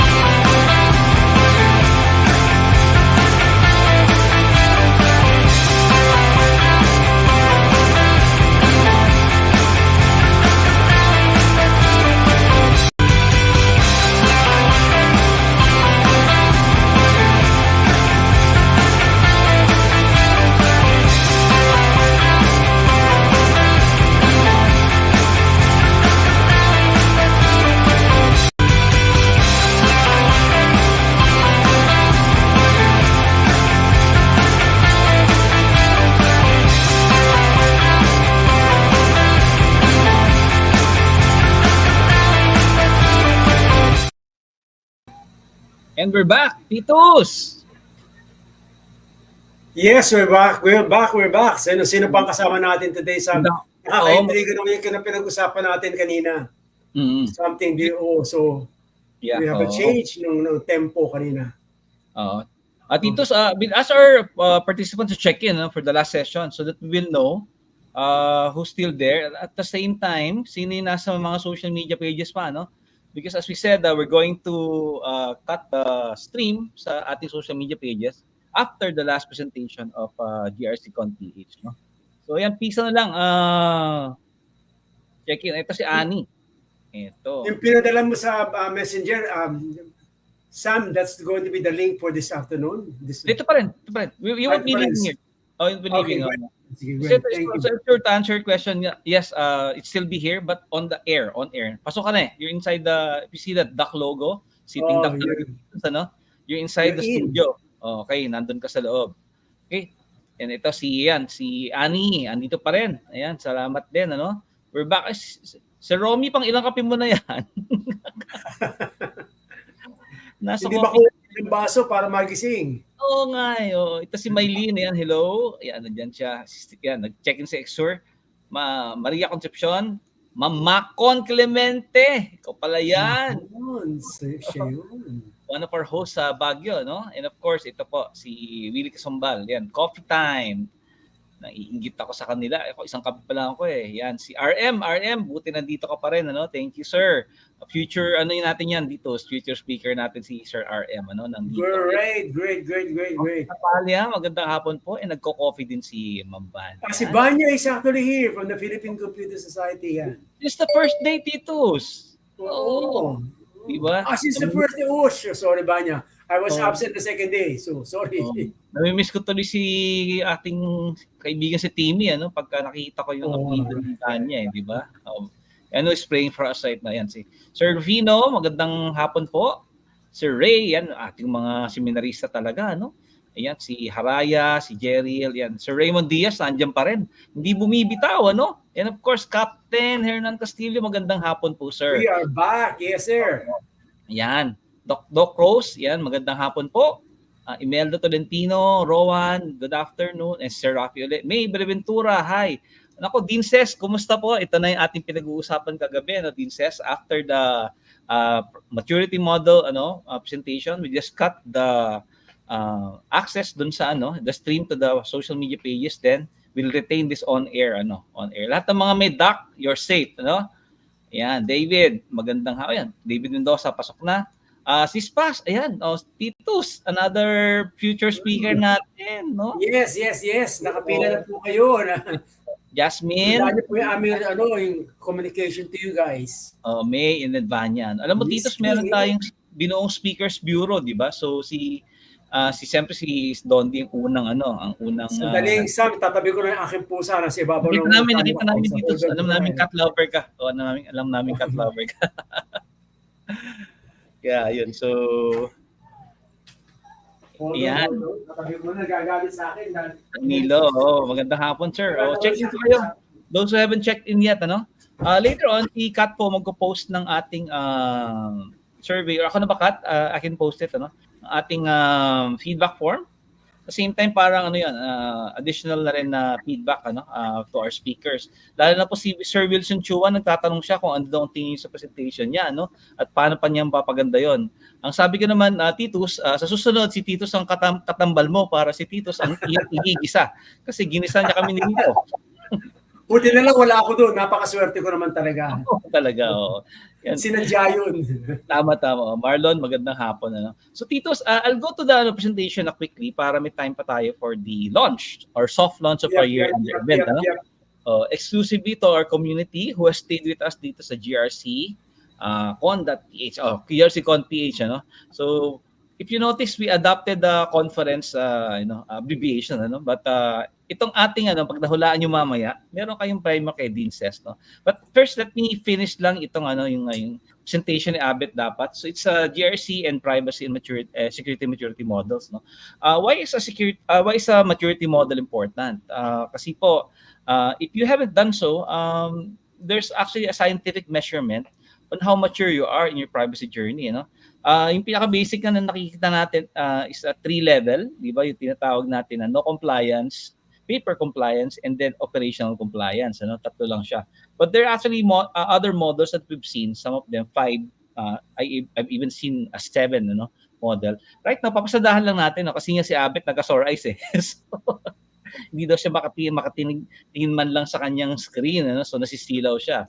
And sabi nga ni Levi, ayaw niya mahawa. So, GRC and privacy and security maturity models, itong pinaka-popular so far. This is like more than 10 years old already, but still being used. If you cannot see it, ayan. So, three levels siya, no? From ad hoc, alam niyo na pag ad hoc, di ba? You don't have anything in place. Repeatable, it means that you have some privacy measures. And then, defined. Yung pong paper compliance, actually, nandito, straddles within. Ano?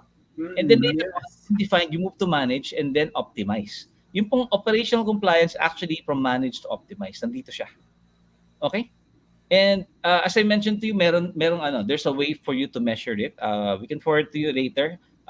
From the New Zealand Privacy Office, meron sila. Another model that I saw, Titos, ito. There's also a privacy incident response capability matrix, no? From initial, repeatable, defined, managed, optimized. Pareho din ang sinusunod niyan. But it prescribes measure really on how you can plot your growth. Again, it's a journey. So ito yung sana yung journey natin. All of us will be reaching 5. Blurred po talaga siya, Ma'am Fe, kasi nga I just screen captured it, but we'll forward to you clear yung links where you can download them, or i-search nyo lang actually sa Google yung privacy maturity model. Ito yung sa New Zealand privacy maturity assessment framework. May PDF kayo na mada-download if you search it.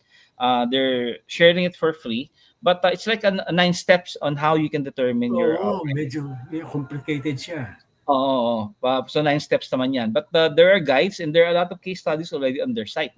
So maraming best practices actually that we can see and borrow from other countries as far as looking at our privacy maturity. And hindi lang sa privacy and Titus. Meron din yan siyempre sa cybersecurity. Ito nga ito NIST naman to, privacy security capability maturity model. Similar din yung initial, repeatable, defined, managed, and optimized, using the same 5-step or 5-level maturity model. And marami yan. So sana nga as champions of privacy and security in our respective organizations, we can benchmark ourselves and to show to our board for example, number 1, this is where we are. Halimbawa, nasa defined pa lang kayo. When you plan for 2024 short term and then midterm, mga 3-year planning, you need to show your management team or your board what is your plan, to move from defined to manage and then manage to optimize. It entails a lot of work. You cannot do it yourself. You need teamwork. It's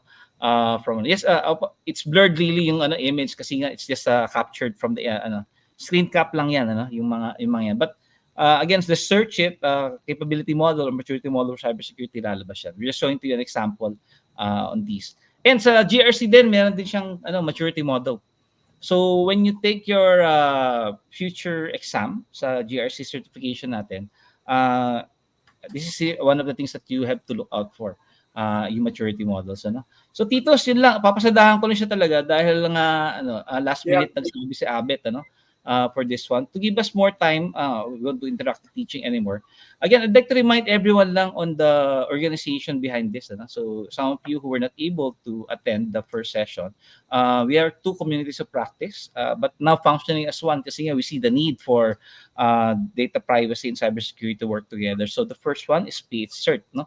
PH-CERT is the oldest CERT in the Philippines. So tinayuan nila Lito, nila Abet noong 2001 at the turn of the century. So yan, may question si Fe. Sagutin ko lang to, given that is there preferable or mostly used? Normally, Fe, it's better if you like yung sa AIC PA yon, tried and tested na yon yung model nila on data privacy. For cybersecurity naman, go for the NIST model.